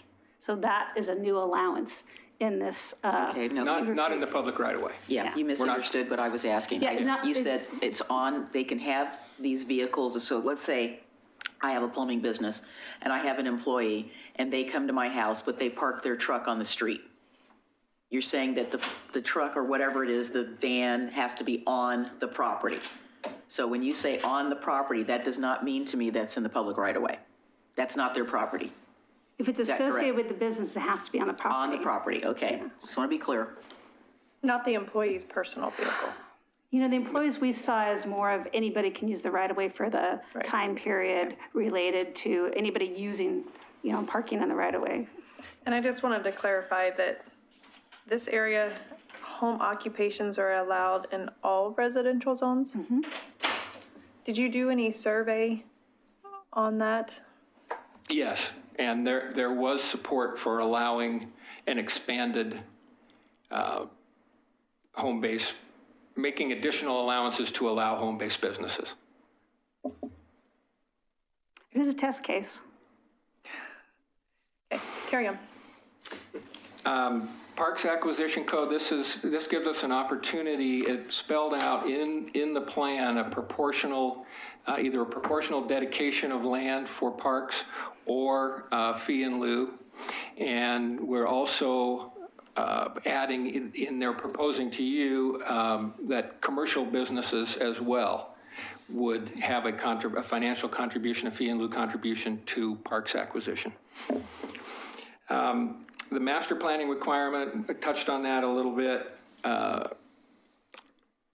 Since this plan was adopted, we now have to provide clear and objective standards for residential, but we did go beyond that and recommend to you clear standards as well for commercial, because in an area like this that is mixed use, mixed zoning, we didn't feel it made sense to have, you might have one developer doing residential and doing in commercial, and now we're asking them to do two entirely different types of processes, one to the code objectives and one to a master plan. Didn't seem to make sense. So we've written, or suggesting to you, clear and objective standards for commercial as well as residential. And the last thing I'll just touch on, Christina mentioned it, and that is the renaming. Very early on in the public process, there was confusion over the Beaver Creek name, particularly from residents of the hamlet of Beaver Creek. And so we're suggesting Thimble Creek, which Ms. Robertson-Gardner will show you where that is. And that's it for me for now. All right, I have about 6 more slides that just kind of give a brief overview of the different districts as well as the amendment package that you will see in front of you next week. We have had a lot of public outreach for the Beaver Creek Concept Plan. We went through a pretty extensive public process between 2006 and 2008, and they created a vision and goals. And really the crux of this process the last year was to take a narrative document and turn it into clear and objective code, which sometimes is pretty easy and sometimes needs some more clarity because a narrative aspiration is sometimes harder to put into code. So really this last year can be split into 2 halves. The first half was last spring, which was the initial public outreach. We had 3 public meetings at the Oregon City High School. We reached out to property owners within the concept plan and within 300 feet of the concept plan area. We gave them direct letters. We had signs up on Beaver Creek Road. We have a concept plan website. We had a public comment tracker, online forums. We talked about the renaming. We definitely heard loud and clear from the hamlet of Beaver Creek that they were confused by the name. And there was general support from everybody about the name change. Then there's a transition that happened into the Planning Commission hearings process that started this August and went to this last February. And each meeting, a certain number of topics were brought up. We have an e-blast sent out that identified the topics for each meeting, and we had a public comment tracker as well. We had 3 surveys this fall that Mr. Mitchell identified. So what I really think of this last year is clarifying questions. So when there needs additional clarity, either through the Planning Commission hearings or the public survey, we reached out to ask that additional clarity when it wasn't apparent from the goals and policies and directive of the plan. What you have here is the proposed concept plan that our consultant team helped put together, and it's actually a little bit more readable map than our planning map because it has the proposed collector streets on it, so I'd like to use that this evening just for clarity. But real briefly, there's different districts identified. What you see in the light purple is the campus industrial zone. And in this plan, we tried to look at what were existing city zonings that were the most like the proposed vision for each of the districts. And what you have in your packet is you see each city zone is then further refined with further either restrictions or additional options if you're in the Beaver Creek Road concept plan or the Thimble Creek. So areas in light purple is our campus industrial zone. The pink along Beaver Creek Road is our mixed-use corridor 2.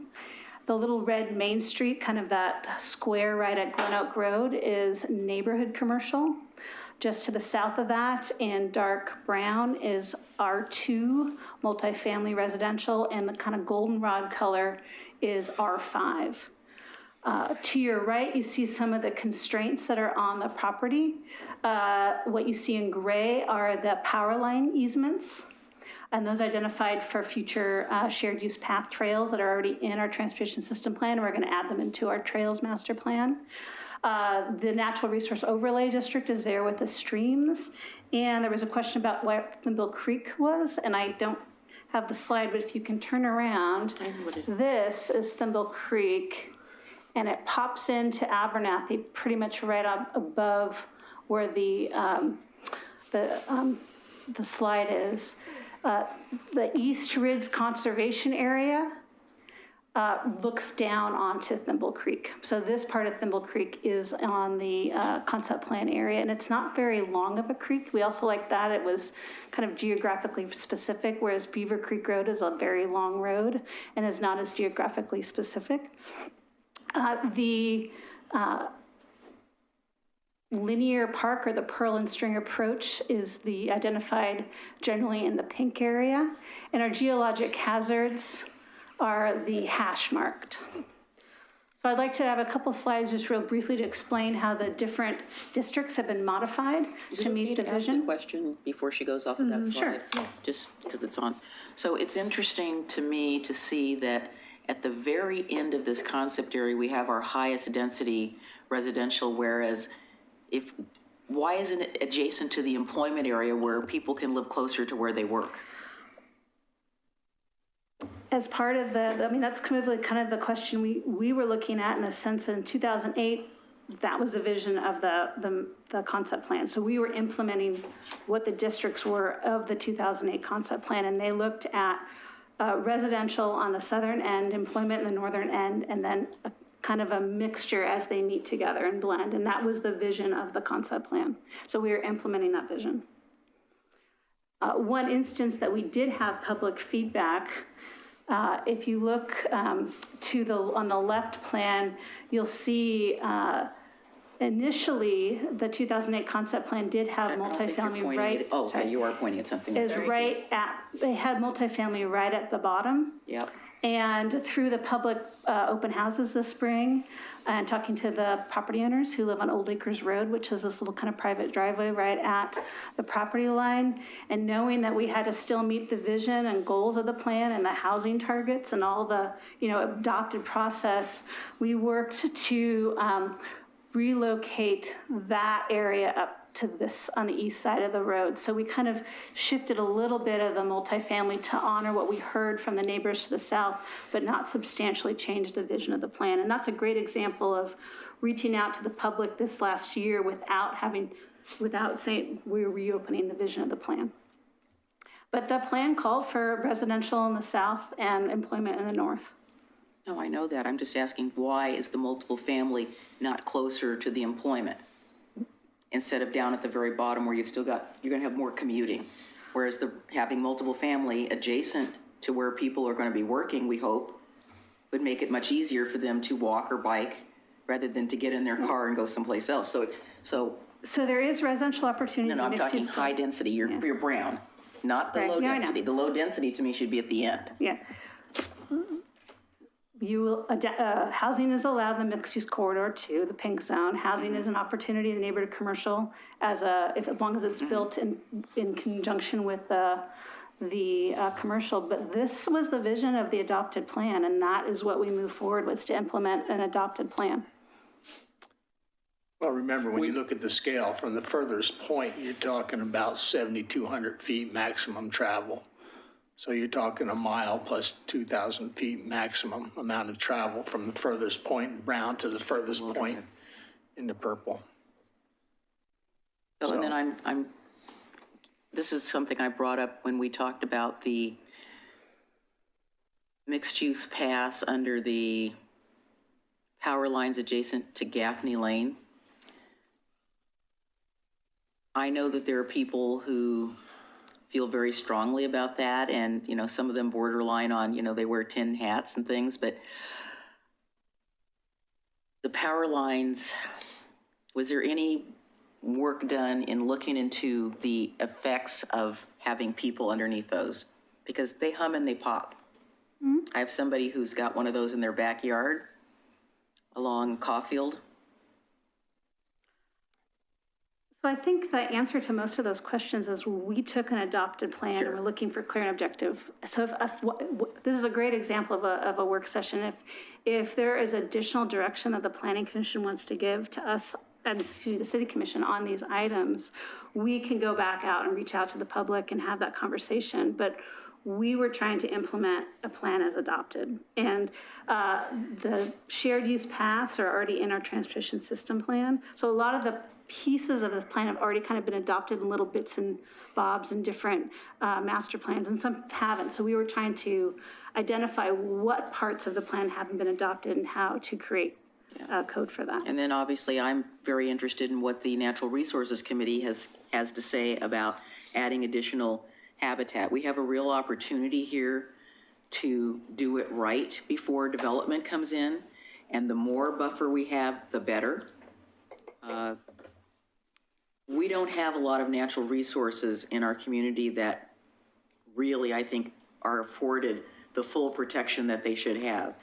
And I know these are corridors for wildlife as well as, people.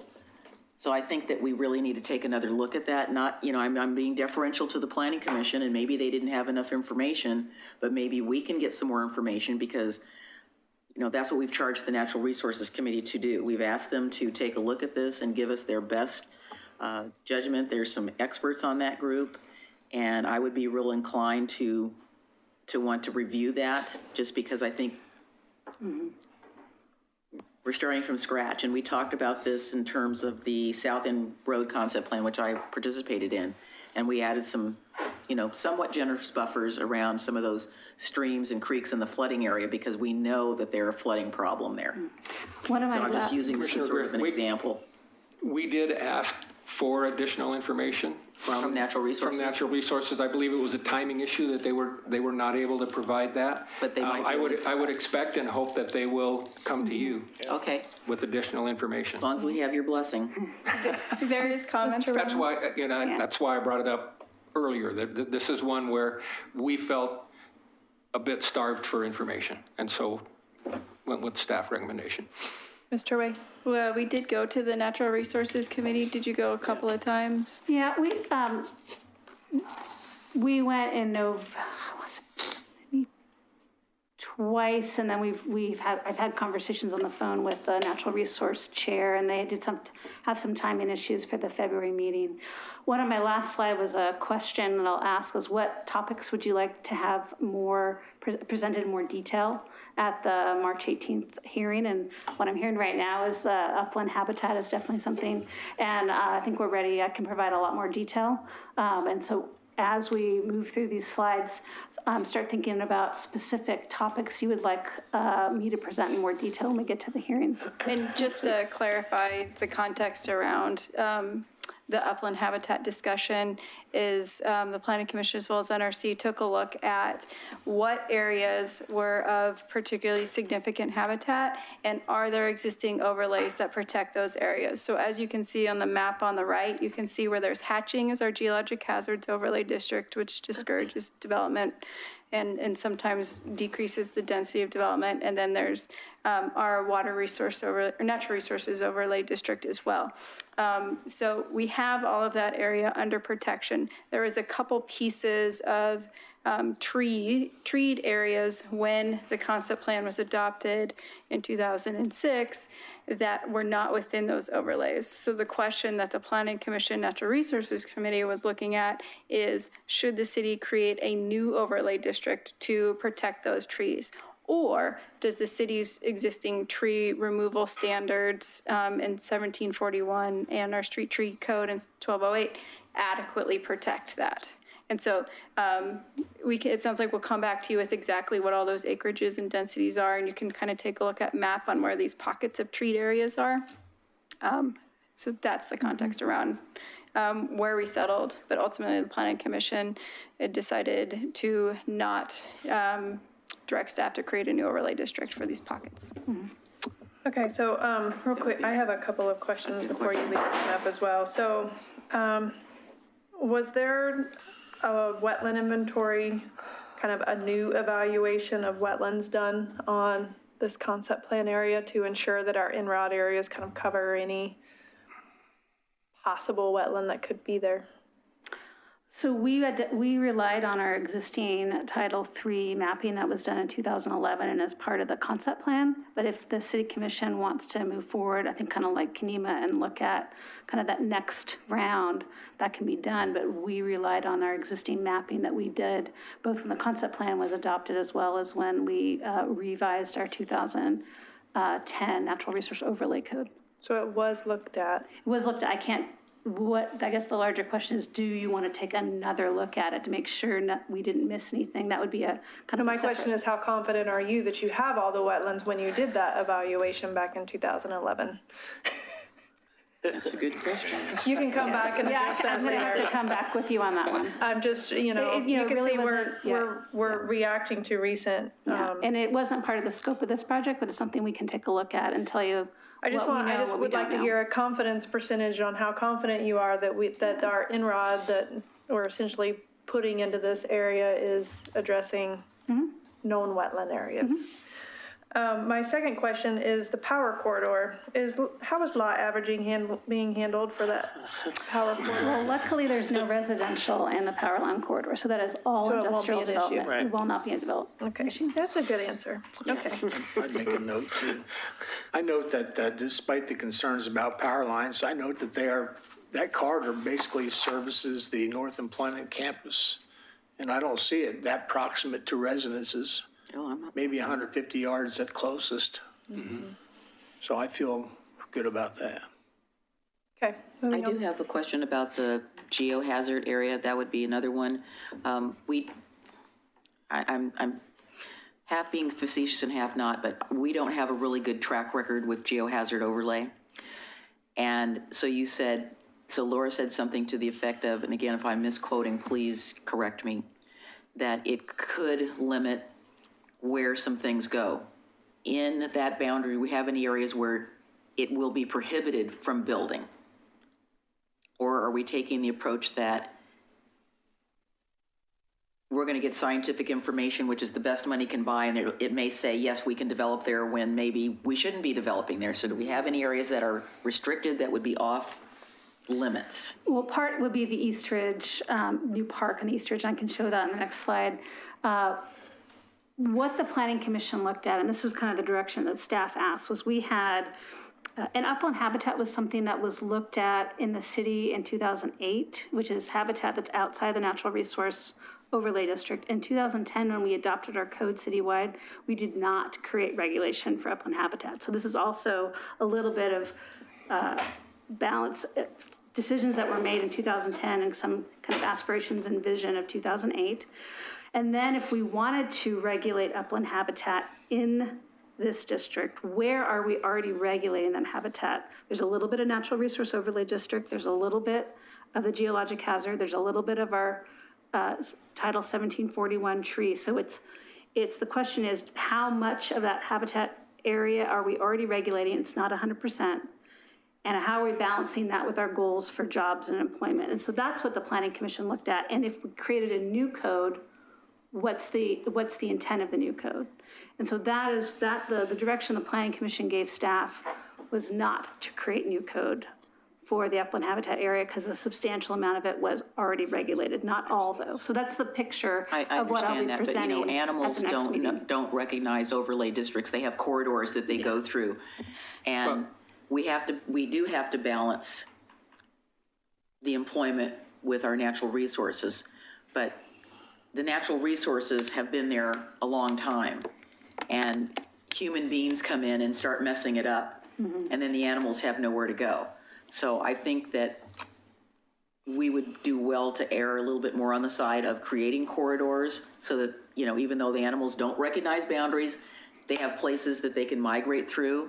And a lot of jurisdictions have, not that we would do it, but they have wildlife corridors, such as where deer habitat goes. So if you're over in Sun River, there's lots of wildlife corridors that the county created that you don't have any development in because we know that's the path that those critters take, and that's a migration path. And they've done things like putting underpasses or overpasses so they can get through and not be hit by cars and whatever. So again, I think that having natural resources adjacent to employment areas enhances it. We own a piece of property that has a natural resource on it that could be enhanced and be part of a development that would be beneficial not only to the employment, but, you know, it's a place where people can go when they're feeling stressed or whatever. It's calming. It's calming to have some green and open space. And if you can incorporate any of that into a development, it's better for the development. I think you have a higher value of your employment area if you've got, you know, some open space and you can go out and commune with nature or whatever you want to do.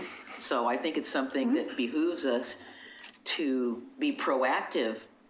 We have an opportunity here to not come in after the fact. We have an opportunity to fix it and make it right the first time around. And I concur with your comment about some delineations. We don't want to come in after the fact. So what I'm hearing for our next meeting, I can provide more background on the Natural Resource Overlay District, and I'll provide more background on the upland habitat locations and what the existing overlay zones are and some options for code. Because there's kind of there's different ways you can go at it, and because you're going to have to create a new code for this area. So that's something I can be ready to present at the next meeting, some options for that. Options are good. Okay. Well, while you're on those overlays, I'm interested in the geologic hazard overlay.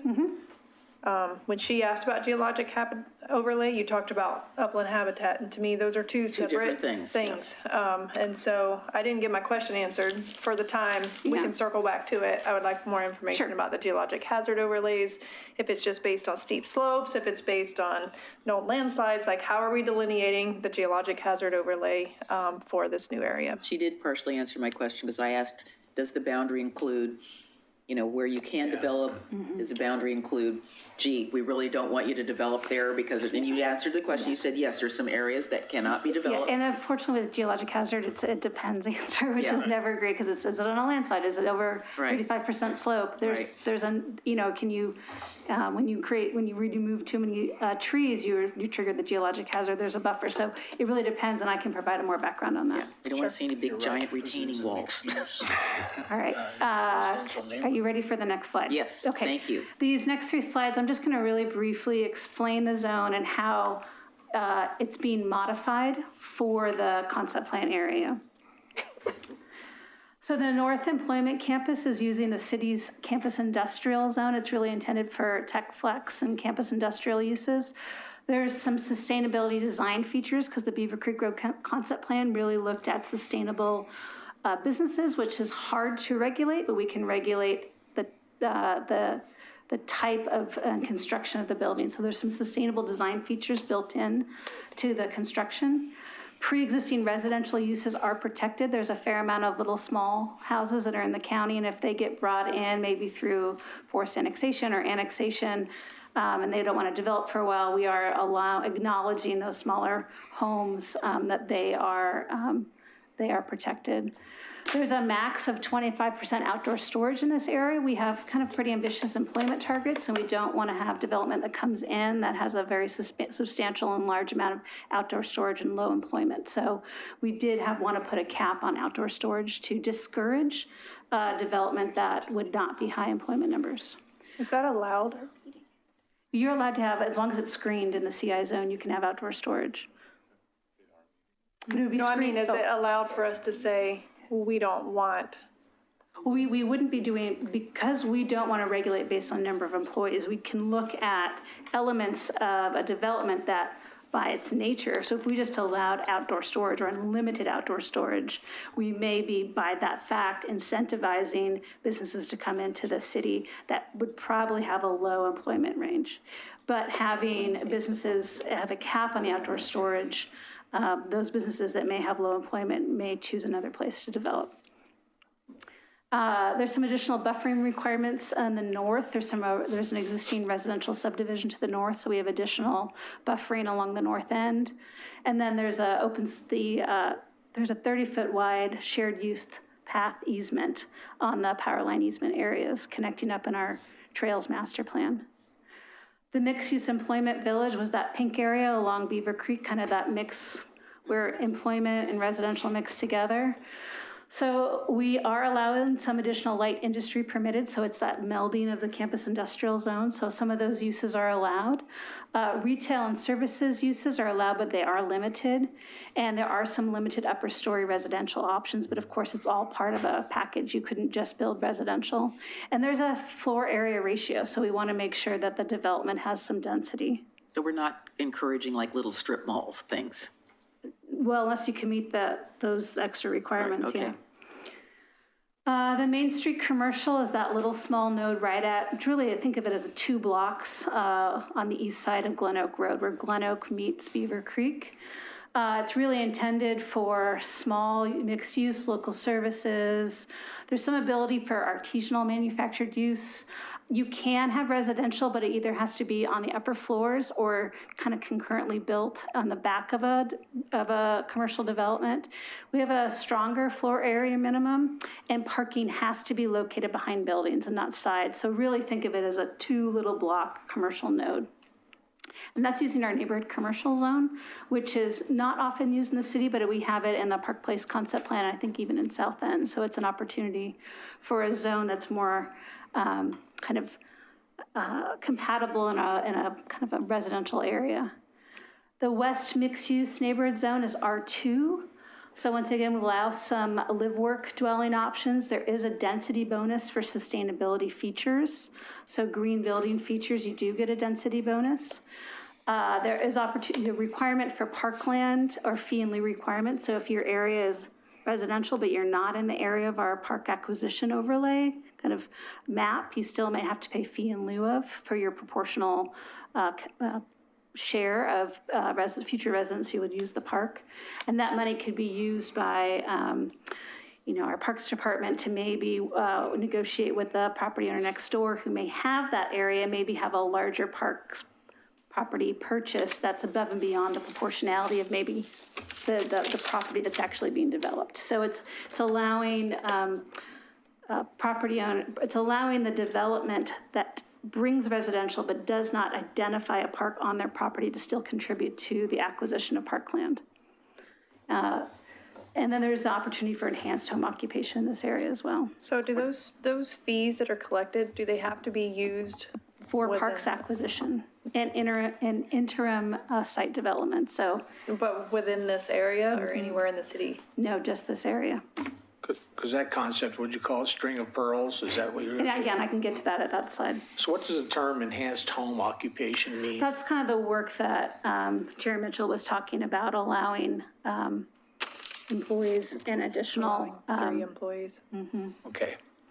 Can you tell me, sorry, one more question. Is there a density bonus for affordable units? I see density bonuses for should be. sustainability. Is there anything for affordability? There is in our code citywide, And that applies here too? in the R2 zone, correct? Okay. What about in the R5? No. So before you go off of that one slide, Sure. I think that we are going to have, I don't want to be negative about it, but I just think the home occupation thing's going to be a slippery slope, because how's it going to be regulated? I have already expressed my concerns about the use of the word live work if you're working there, and the problems that have occurred with using that term, because mostly what people do is they work there and then it's living. So which of the occupations is the primary focus of the live work, according to this concept plan? So live work is what's allowed citywide. It's a permitted use in this zone. So however we regulate live work citywide, we'd regulate it here. So what is the percentage that we are looking at of the live work? So is the primary occupation of the live work that you live there and the work is incidental? That is my specific question. The work is incidental, or is it the work and the living is incidental? I'm going to defer to Ms. Turway only because this is a citywide work that was just done with equitable housing. And so nothing in this district would be different than I how we understand, and I didn't address get my live work. question answered during that process either. So the live work standards in our code identify that you have to have a storefront, and then you can have some living area, above or behind that storefront. I will look up the exact percentages for you. It may We don't not have be a a whole lot of percentage, but again, my concern is, what is the primary use? If the primary use is that the person works there and they live incidentally, then that's one thing. If the primary use is that they live there and the work is incidental, that's another thing. They are two separate things. And that's what I tried to get across when I testified about this when I was not a commissioner. And if it isn't really clear, it leads to problems in construction and people's perception of what they can do in a building. And I would rather have us be absolutely clear that if we mean live work, the work is the incidental part and the living is the primary part, so that it doesn't become the reverse, because that's not live work, that's work live. Yes, we did, in response to your concerns, we certainly worked with our building official to make sure that all of our building standards are in place and we understand what would apply, given your concerns. And so we were sorted out on that. We'll include the zoning regulations regarding live work. I can't think of any really live work that we have existing in our city. We have a development that has live work that is yet to be built on Beaver Creek Road, actually. So it's a newer, it doesn't come up too much, but. I know of a couple of situations specifically that the primary occupation of the facility is that the person lives there and they have an incidental business that is an office use. But that is not the primary use of that property. It is, the work is incidental and they live there. Okay. I certainly strongly agree with what you're requesting. Clarification on the priority. It needs to be really clear, because it definitely leads to problems. It leads to legal problems. What kind of problems? Where I am aware of a situation where a building was constructed to a residential standard. It was listed as live work, and when the person attempted to occupy the said building as live work, they were told that it did not meet the standard for the business that they wanted to do because they did not have ADA doorways. It was a psychologist, and in order to have patients come or clients come, they'd have ADA. So the building was constructed to a residential standard, not a commercial standard, which would have required the wider doorways, ramping up to get into the building. This had none of that. It makes sense. That So we can circle back. You That can led to come a back with. major lawsuit. Yeah, it makes sense. Yeah. This brings up a good point is, we were being really specific about just trying to make amendments that were for the concept plan area because that was what was noticed. So I do want to provide a little note that if code amendments reach out and affect more citywide residents, that may need to be kind of a separate process or, re-notice to the community. Yeah, well, it's because going to be needed to make this really work the way we intend it to be working, and I want it to work. I don't want that to be a confusion for somebody who, again, as we know, people don't look into everything like they should, so it should be just clear. Okay, I know we keep stopping you. Yeah, Please continue. Okay. So the East Mixed-Use Neighborhood is R5. So all the equitable housing code amendments are applicable here as well.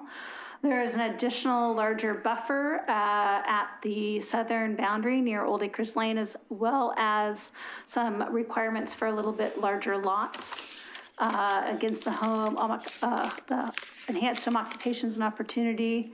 That's probably the least amount changed as our R5 zone. It's pretty much the R5 zone. What is new, and actually I think almost everybody who's been involved is just really excited to have clear and objective park acquisition code. And that is going to be part of these code amendments. And that is a chance because we can't rely on negotiation through a master plan process, which is a lot easier because you get to work out all the gray areas, like almost doing a development agreement. We have to create a path for a clear and objective standard. So it also means we have to make sure we provide a way to acquire parkland proportional to any development application that comes in. Because we don't want is to not do this and then suddenly 450 lots come in and we've lost our ability to get parkland because the negotiation didn't happen and now we can't really develop the plan as envisioned. So knowing that we need to be proportional, equitable, knowing that that development of the park may come in many phases, what has identified this linear park space as a pearl and string approach. So on the street side, and what we have on the map here is what's being proposed in the Parks Master Plan. So the linear, think of this as a kind of a linear park overlay. The park is not necessarily that exact dimensions, but within this area, an application would look at how many dwelling units they're proposing, and they would dedicate a proportional amount of land through that calculation. This pearl and string approach is an ability to have a shared use path that's 30 feet wide, not the path, but the area with the shared use path on the east side of the road that's parallel to Beaver Creek. So instead of a 5-foot sidewalk and a 5-foot planter strip, imagine that is now 30 feet wide with a shared use path. That string runs along that street. And as development comes in, different pearls of the park can be dedicated and built. So over time, they're connected by the pearl, and talking to our parks department, they really don't see that as pocket parks. They see it as one larger park. So for example, if I'm mowing lawns, I don't have to put my lawnmower back on the truck, and I can kind of maintain it as one park. So even though it's a pearl and string approach, they don't see it as pocket parks. It's kind of seen it as a larger park. So that is the goal, to over time get that acquisition. So the money is looked at for park acquisition, either through dedication proportionally or through using the money to work kind of willing seller, willing buyer with the property owner to have a larger piece dedicated, and to use for interim site development. So example, you might have a housing development open up and you have the homes moved in, but the park may not be built out for 5 years. Through our traditional system development planning process, there might be ability to have some interim site improvement of grass and maybe a small play area. So during that interim period, the people that just moved into the neighborhood can have some ability to have access to that park and not be looking at a dirt lot for 5 years. So that is the approach of the park. Now, if a property owner wanted to come in and do a master plan, it's always a allowed option. They can do that negotiation as well, but we have to create a clear and objective path for them. So my question before you leave that slide, and this was in the staff report, is I feel like there's this discrepancy between the staff report and the materials continually saying that something's intended for low-density residential. However, in the zoning, there is no low-density zone. It's medium-density residential. So I'm not sure why we continue to say it was in the staff report, it's on this slide, that it's intended for low-density.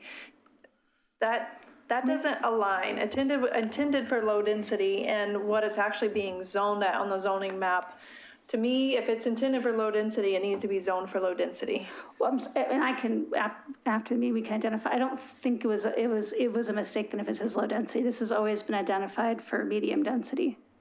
Because that says MR. That text up there says intended for low density. You'll probably see lower density, and that's probably working with code from our consultant and me looking at lower density. And it's always been identified for the medium residential. I think maybe lower density is probably what I should have said, so I apologize. And the strip, the buffer along the edge that I believe is intended for low density, how come that buffered strip is not called out in a zone? Is it because as low density? Is it easier just to say if you're touching the southern border, then you have bigger lots? There's the code amendments. If you look in the medium density residential code, it actually spells out in the red line area that if you're within X feet of the southern property line, you at a minimum need to have 6,000 square foot lots. So there's a clear and objective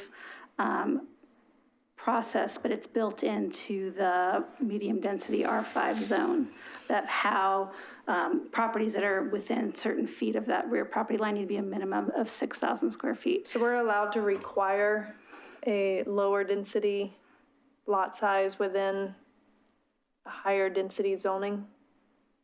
In order to provide buffering? Yeah. I don't think that there's a legal problem with that. You can do it by creating a new zone or by just specifying that the lots that are within 40 feet of the southern boundary are going to be this size, must be this size. And one thing that I did work with our consultants on this spring was to make sure that the numbers still worked, because we still had housing targets that need to be met as part of this development application. So all the kind of small tweaks or putting the extra density, we needed to make sure. So in the plan, it looks for between 1,000 and 1,600 residential units. And not counting the mixed-use corridor and neighborhood commercial, because we don't know if any were going to be built there, but just the R2 and the R5, we came out at 1,100 residential units. So we wanted to make sure that we still were meeting our housing targets. So I do apologize. It should be lower density residential compared to high density residential, and I'll fix that.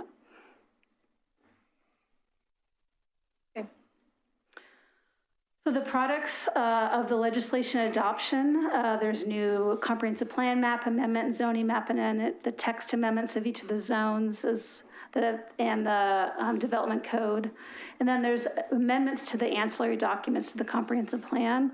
So the Beaver Creek Road concept plan, there'll be a new 3-page addition to the front page with a new name, as well as 2 pages of the Planning Commission. So far, they recommended policy directions on some of those items that Mr. Mitchell talked about today. So definitely look through those packets to see if you have any recommended revisions to that. The Parks Master Plan amendment is identifying the 2 new park space. The Trails Master Plan, really taking the shared use paths and the transportation system plan and double adopting them in the Trails Master Plan. And the Transportation System Plan, really taking what we heard from you in November about Beaver Creek Road, both the width, so identifying the 5-lane section, the 3-lane section, identifying that the intersections will be signalized rather than roundabouts. And more importantly, we updated the cost of Beaver Creek Road, and that is linking to the next slide. But what we have done through the code amendments is we're setting up the City Commission to have the conversation about funding and future capital improvement project. But we want to make sure we had the most robust number for the revised Beaver Creek Road plan numbers, because we want to make sure that in the discussion of how Beaver Creek Road could be funded by a capital improvement project, we didn't want to have an underfunded number. And so we worked with our city engineer, Dana Webb, to use the 2013 Transportation System Plan calculation on how to look at the cost of the full Beaver Creek roadway, both the full build out on both sides, a 5-lane section and a 3-lane section, and potential property acquisition that could need to occur if this was a capital improvement project. So the cost you see in the proposed revised transportation system plan for Beaver Creek is looking at the full approach if this was a full capital improvement project. It very well may not be that much money even if it becomes a capital improvement project, because in the interim there may be some private development that gets built that builds their frontage of Beaver Creek Road, so that area be taken out. There could be sections that the city commission chooses not to rebuild because it's close enough. You know, good example might be the high school frontage. You know, does that necessarily have to be rebuilt? So there may be some sections even in the capital improvement where it's not built, but we felt it was very important to make sure we had the fullest number for you. So if when you look at that number, don't be shocked. It's really us trying to, as you say, you're never in trouble for over identifying a cost in the transportation system plan, but when you under identify the cost, then you have to go back and amend it to make sure. So what is happening, maybe concurrent but not part of the zoning code amendments, are things like economic development strategies. The zoning code can only do so much. I always say we try to set the table for development, but still need to work on the economic development strategy, how to bring businesses to this area. Continue to coordinate with Clackamas Community College and the high school on shared goals for employment training. Continue to coordinate with TriMet. They, of course, have this discussion of we won't extend lines until we get houses built and employment built, but how can we get people to come out here and rely on transit? It's that cart-horse conversation. So we'll continue to have those conversations with TriMet. And funding approach for future capital improvement projects. Beaver Creek Road, I know we have identified a fall work session, as well as the ongoing discussions about the new water reservoir in the south, and that's with Clackamas River Water. So those are all happening kind of parallel, concurrent, but are not part of the zoning packet amendment. So the zoning package is really to provide clear and objective development code for the concept plan area. And what I have for the last slide is questions, which you've asked a lot of questions, so thank you very much. And I'd like to go, if I could have the city commissioners identify specific things that you would like to have additional detail in next week, that I can concentrate my presentation to provide you the information you need to be able to give direction back to staff. So I've heard upland habitat, definitely, and I can be ready and prepared for that, as well as natural resource overlay district and geologic hazards. And nuisances as well? And nuisance. And live work. And live work. I just needed to stand up.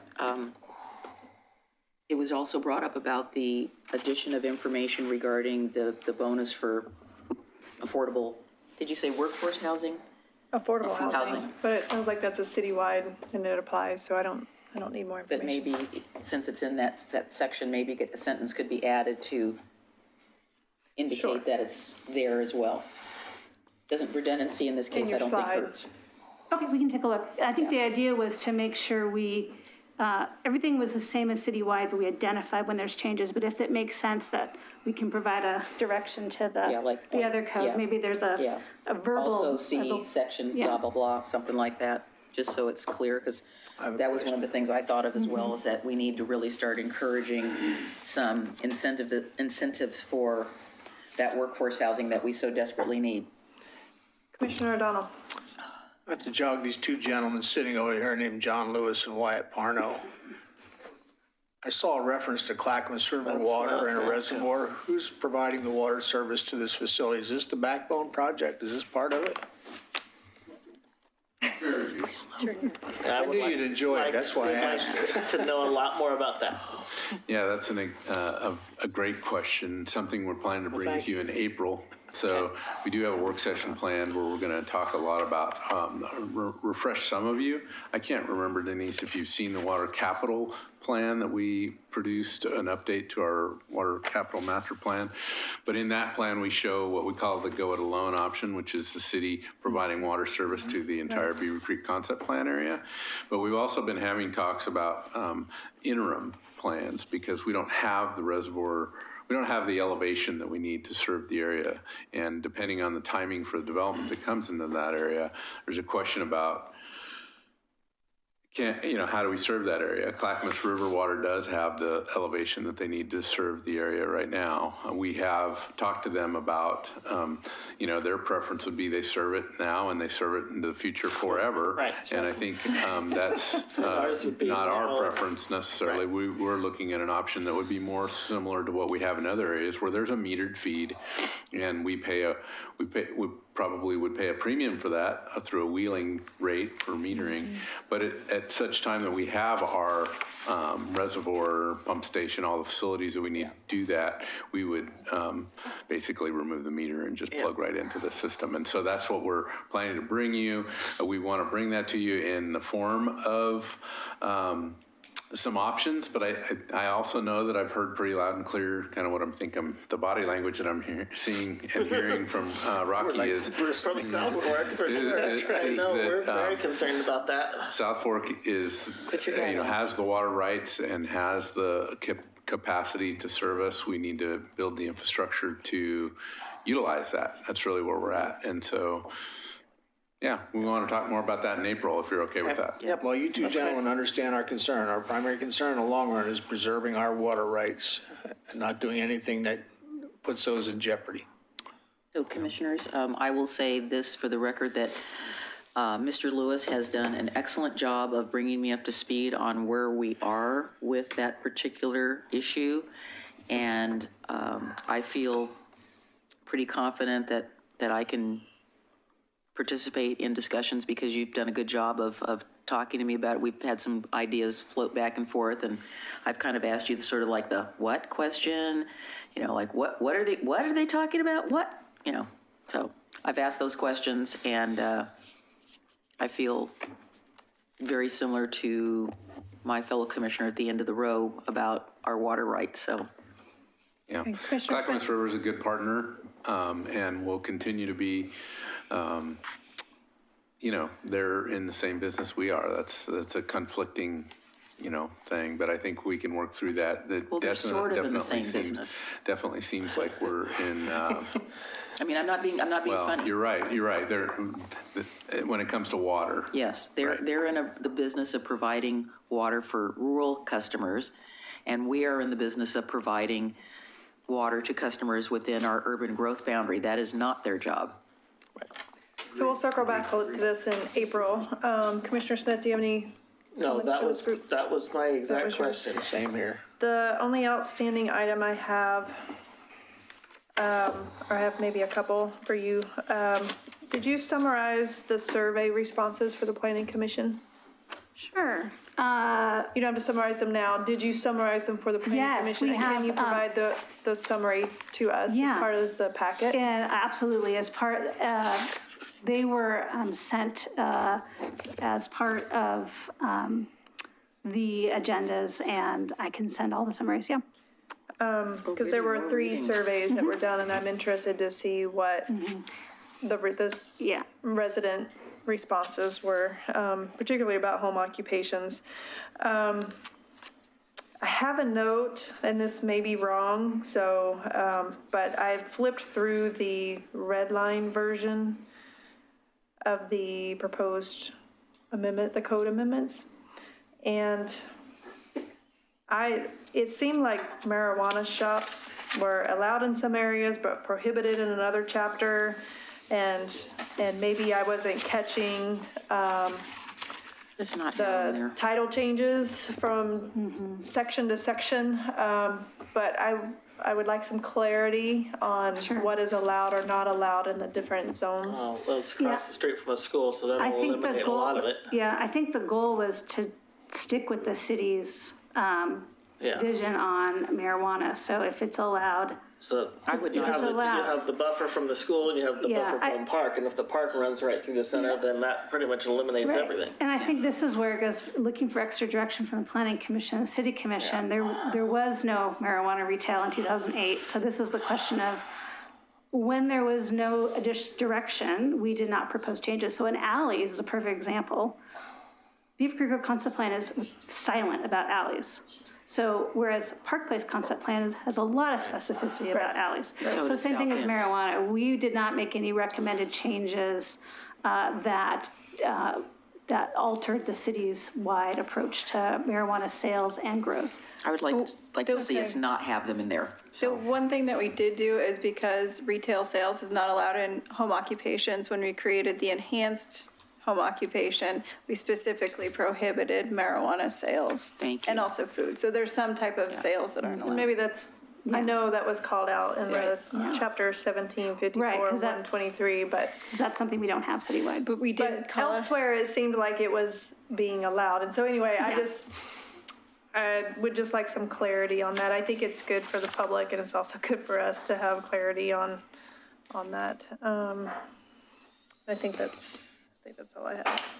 All right, there's nothing else? I've got You have, a couple of just Mr. very Mitchell. quick things.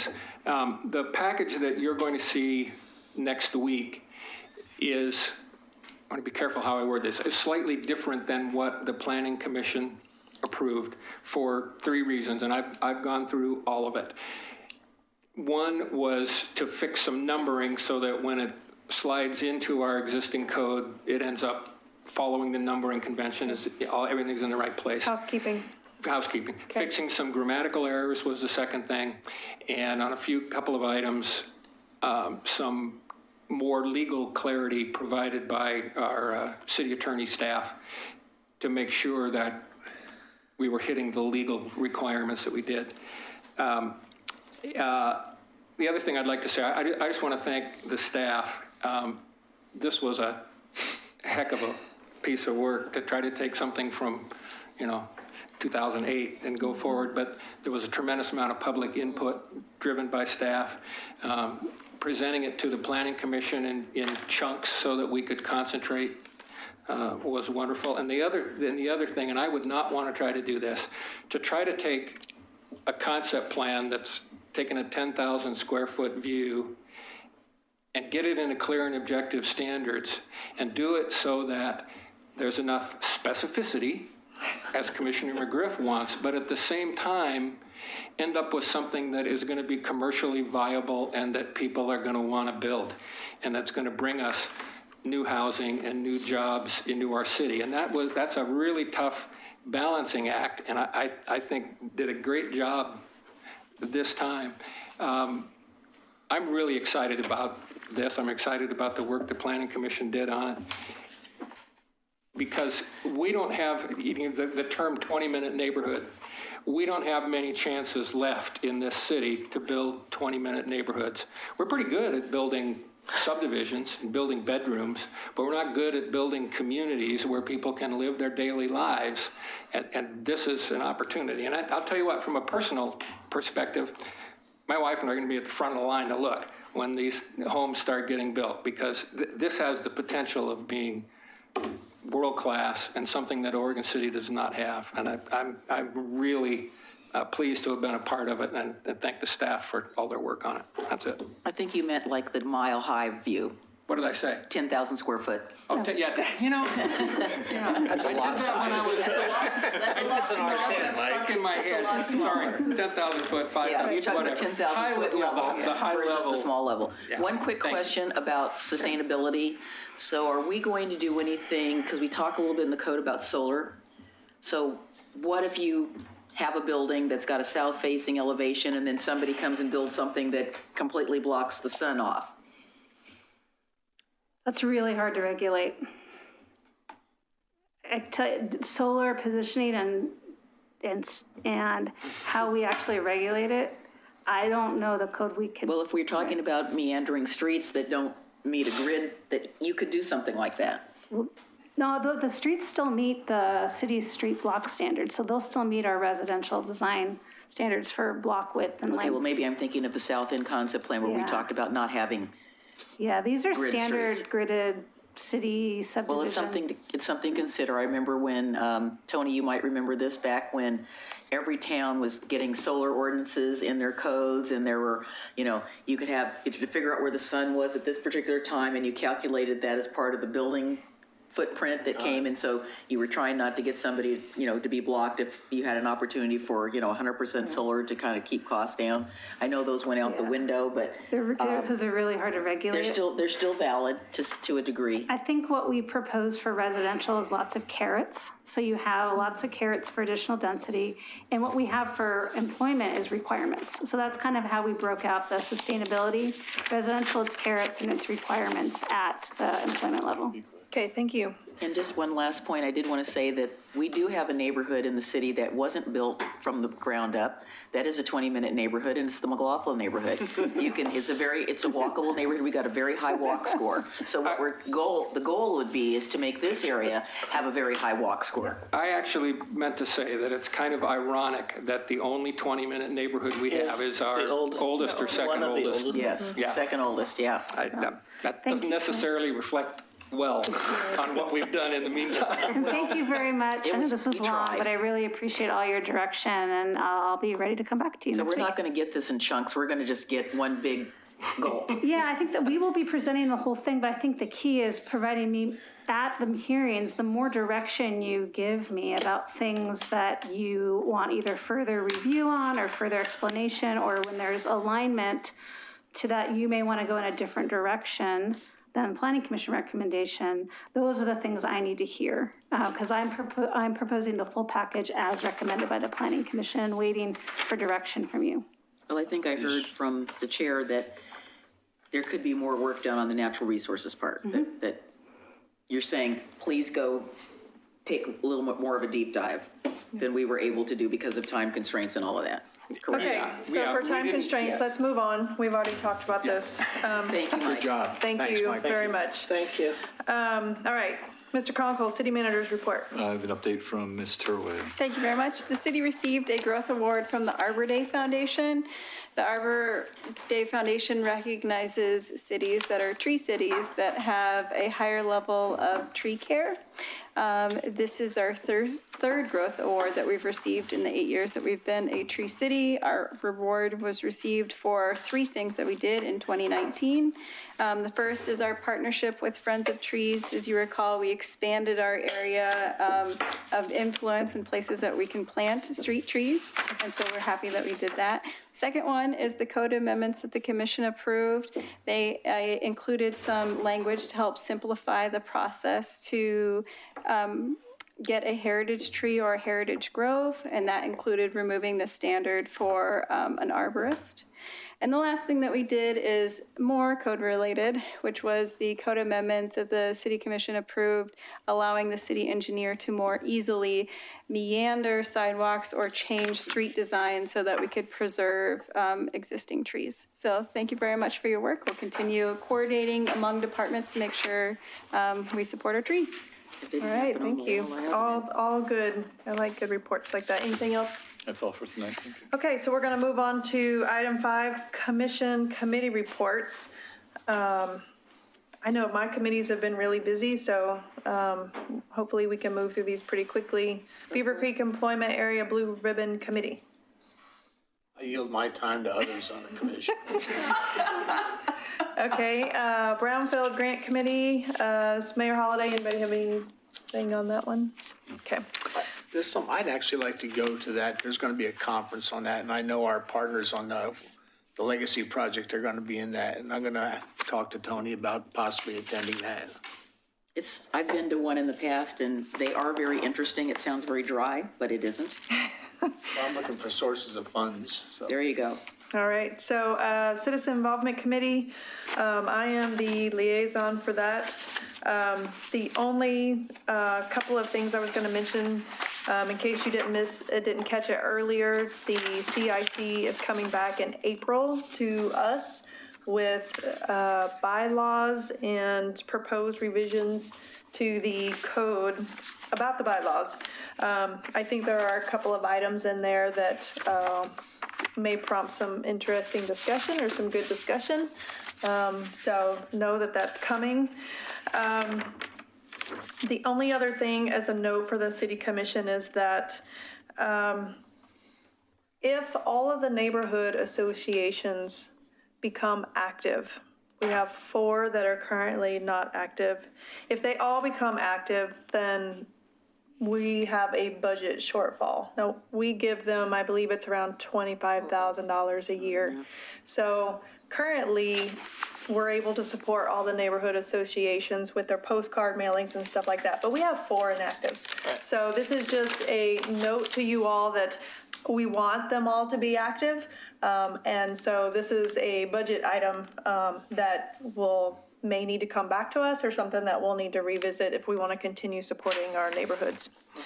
So with we that, talk to Mr. Parno about that. Maybe he can pull a rabbit out of his hat somewhere. He's given me the head nod. So it was just mainly a heads up that that's something, and there have been budget discussions at the CIC of how the city, I mean, we do support our neighborhoods better than some cities by a long way compared to other cities in Oregon. But anyway, it's something that we've committed to, and so it's just a discussion item. All right, moving on. Clackamas County Coordinating Committee, that's Mayor Dan Holliday and myself. I actually do have something on that. So the last C4 committee meeting was last week, and there were a couple of items worth mentioning. One was a presentation from ODOT on the I-205 tolling. That is obviously a hot topic in the city of Portland and in the metro region in general. It's definitely a hot topic for our area because right now the only area that they know for sure that they want to toll is the Abernathy Bridge. And so there is a lot of criticism, a lot of pushback that's happening at C4 back to ODOT. However, I will say that the only alternatives that they're looking at right now is pretty much where the start and the end is for the tolling. It was made very clear that House Bill 2017, which was passed by the legislature, essentially told ODOT to do tolling. And they feel like they are doing what they were directed to do.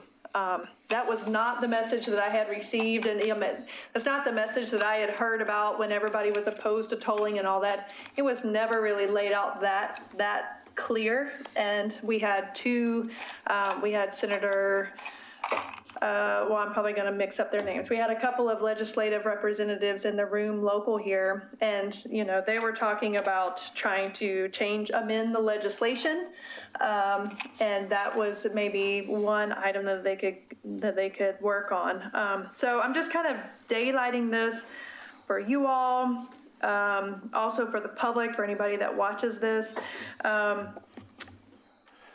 They plan to do public engagement. I can tell you there was consistent agreement by all the cities in Clackamas County against using tolling on this one piece of the interstate where there are essentially no other travel options. And then last thing I'll say on this is that ODOT is about to launch a travel preference survey. It's going to be launched in March, so if we haven't seen it, I haven't seen it, but we should be seeing it anytime. They're going to be mailing out postcards, but our community can weigh in on that survey, whether or not you receive a postcard or not. So hopefully we'll get information on that survey. I'm looking to John Lewis and Mr. Conkle that hopefully we can find out and advertise that survey. It's a travel preference survey, and it's only going to be open for 4 weeks, but it is supposed to be on this project. The last thing I would mention is that the C4 retreat planning is underway. They are planning like we had last year, 1 day for transportation topics and 1 day for housing. Their housing, they specifically called out a discussion about construction excise tax I know that that was a work session item planned for this commission, so I'm bringing that up because they specifically called that out. So it may be something to follow up on and decide when you're trying to prioritize work session topics for us. I don't know if that's possibly a way to. Did they say the date of the? I know there's a date. Did you get it? A date of the retreat? Usually in June. Yes, I don't have it on this piece. I have it in my stack of pieces of paper, but I can give it to you. I think it's June 5th and 6th. Does that sound right to you, Katie? Right. Yeah, it's usually always in June, and I just can't recall what weekend. I have it in my stack. Okay. Any questions? Moving on. Just the thing about, I think it is interesting that the transportation and the housing are going to be separate, but there is an intersection between those two topics, and where do you think that should happen? Well, usually there's a part of the retreat where all of the city and county representatives have a chance to have open conversation, and generally those dialogues do happen. I know Laura attended last year on the housing day and John attended on the transportation day. I don't recall exactly a specific conversation about the nexus of those, but they're still in the planning stages. Sure. So that was about as much detail as one does as we affect got. the other, as you know from your work. Yes, I agree that there is a nexus, but I don't think they've gotten to that level of detail in the planning. I was looking to see if I could see the date. Yes, June 5th and 6th at Mount Hood, Oregon Resort in Welches, same as last year. Okay, Clackamas Heritage Partners, Commissioner Smith. Clackamas Heritage Partners of the board runs the End of the Oregon Trail, and I'll just briefly say that probably the biggest project they're working on right now is a collaboration with the Confederated Tribes of the Grand Ronde to create a new film presentation for the End of the Oregon Trail Interpretive Center, so that there will be both stories being told. It's really exciting, and they've been working on that for quite a while. And several representatives from the Heritage Partners, Clackamas Heritage Partners Board, have been attending the tourism stakeholder meetings. I won't go into that tonight, but that's what I've been spending my time on with those. But I'll update you on those later. Okay. It's interesting that you mentioned two stories. Two stories, yeah. There's many stories. Yes. Yeah. There's many stories, but we're telling. The Interpretive Center's been working very extensively with the tribes, and has representatives now on the CHP board from the Confederated Tribes of the Grand Ronde, and so that's been a big change, I think, in the last several years in the story that's, joint stories that are being told at the Interpretive Center. So I think that's just an extension of that. An enhancement grant to do that movie. Yeah. So we'll be it should be exciting. Looking for it. Excited to see that. Okay, Downtown Oregon City Association, Commissioner McGriff. Just very briefly, the association held their annual work session retreat.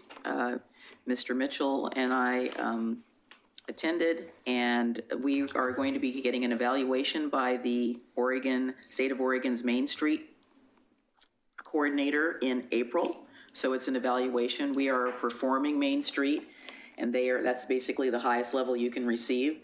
And we are very hopeful that we will retain that designation based on everything that we've been doing over the last year and a half. Did I get all that?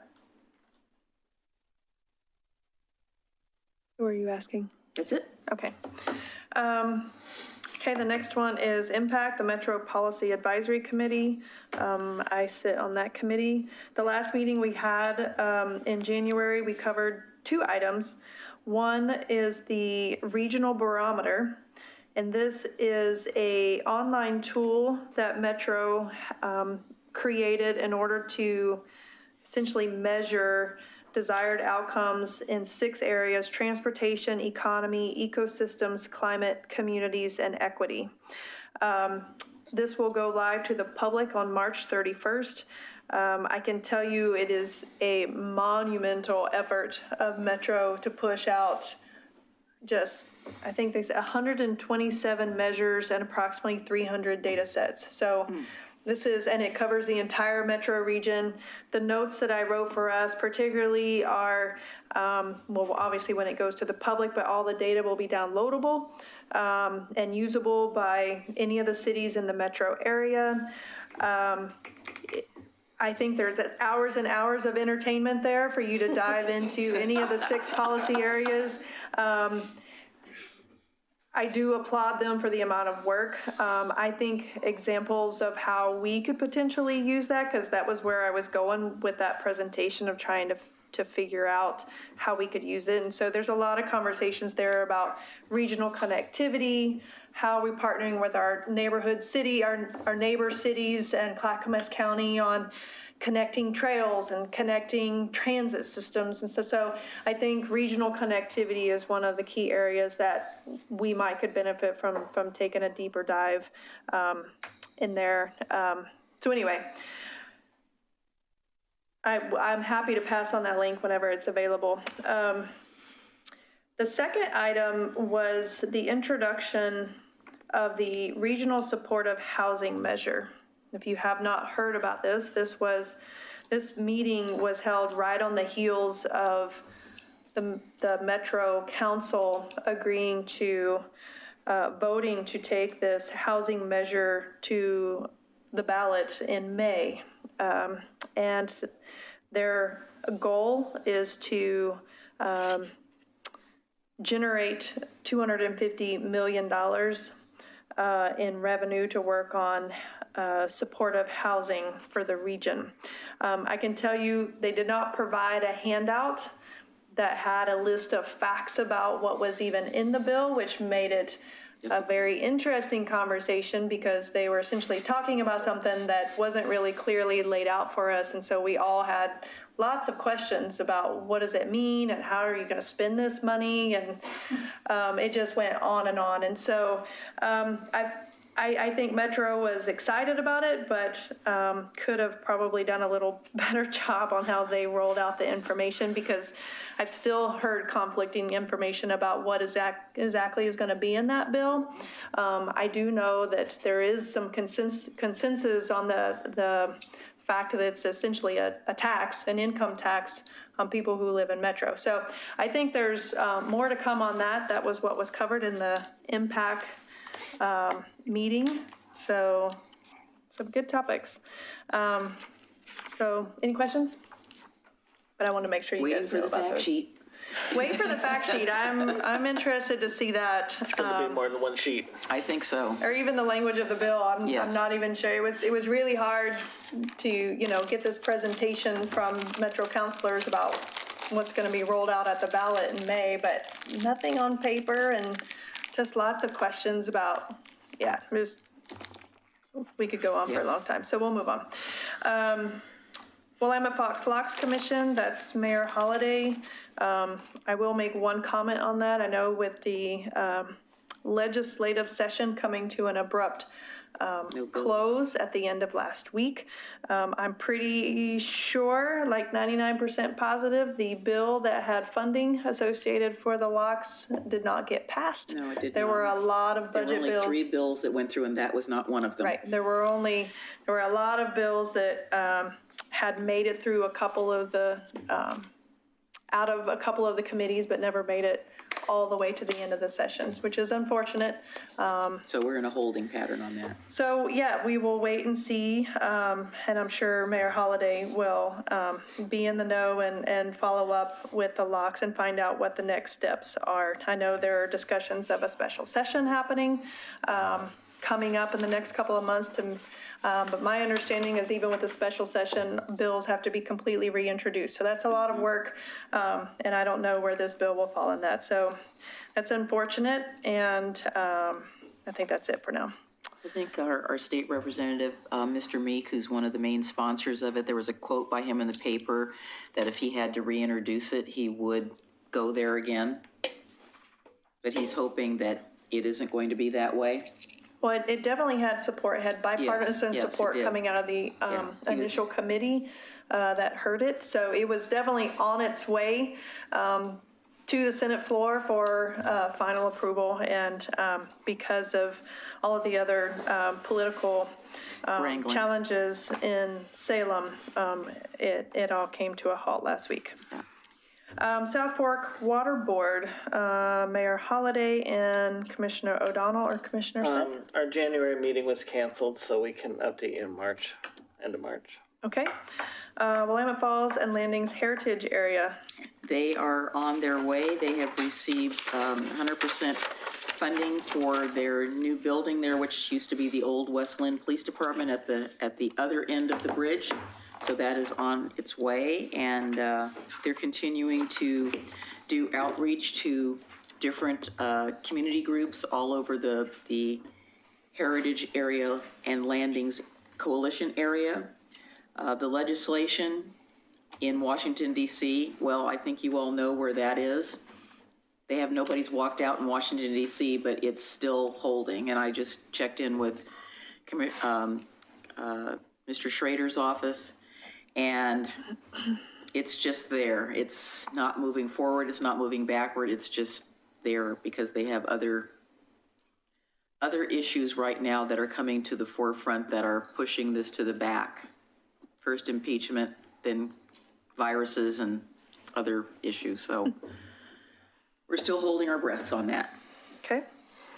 Willamette Falls Legacy Project, Commissioner O'Donnell? In general, there's just ongoing discussions between the public sector, the private and the nonprofit entities, and our next discussion will be the additional discussion on the program management.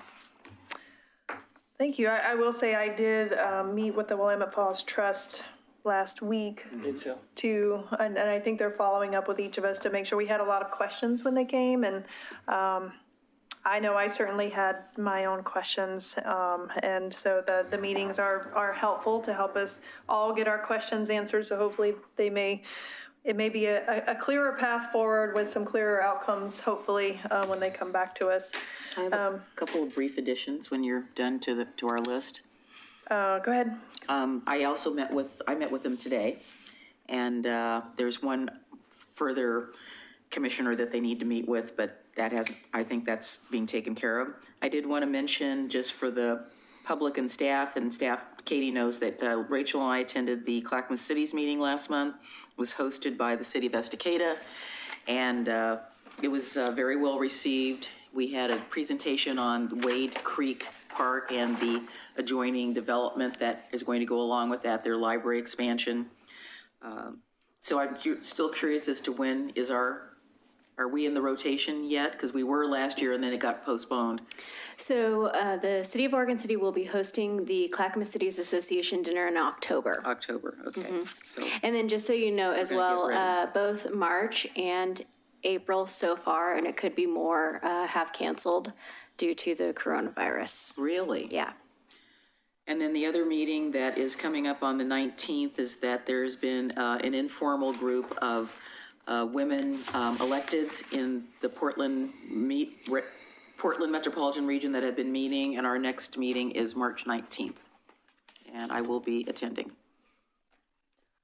Okay, the only other item I had prior to ending this was the mayor and I met with the Clackamas County Fire Interagency Committee. Was several folks from the Clackamas County Fire, on February 28th. I thought we had some really good conversation, particularly about urban renewal and its intersection with the Clackamas County Fire. And we essentially, for me personally, it was extending our hand to them to be a partner with us on that conversation as far as helping to make sure that we work with them, and also that they're part of making sure that education, we want them to support urban renewal, and at the same time, so I think we see them as a partner, and there's more conversations that can and should happen there. The other biggie item that I would consider mention to you is discussion of Newell Creek Canyon. There were some concerns last summer about fire that was raised if it were to happen. So we did discuss their ability to provide emergency response if a fire were to happen in Newell Creek Canyon. I kind of left that meeting with a to-do list to follow up with our Metro counselor, Christine Lewis. I do meet with her occasionally, and so I will be following up with her on a couple of items that I think we should consider or try to see where we can partner with Metro on, and that's fuel reduction or vegetation reduction, and then trying to figure out how we can make sure there's an access road into Newell Creek Canyon to help them better respond.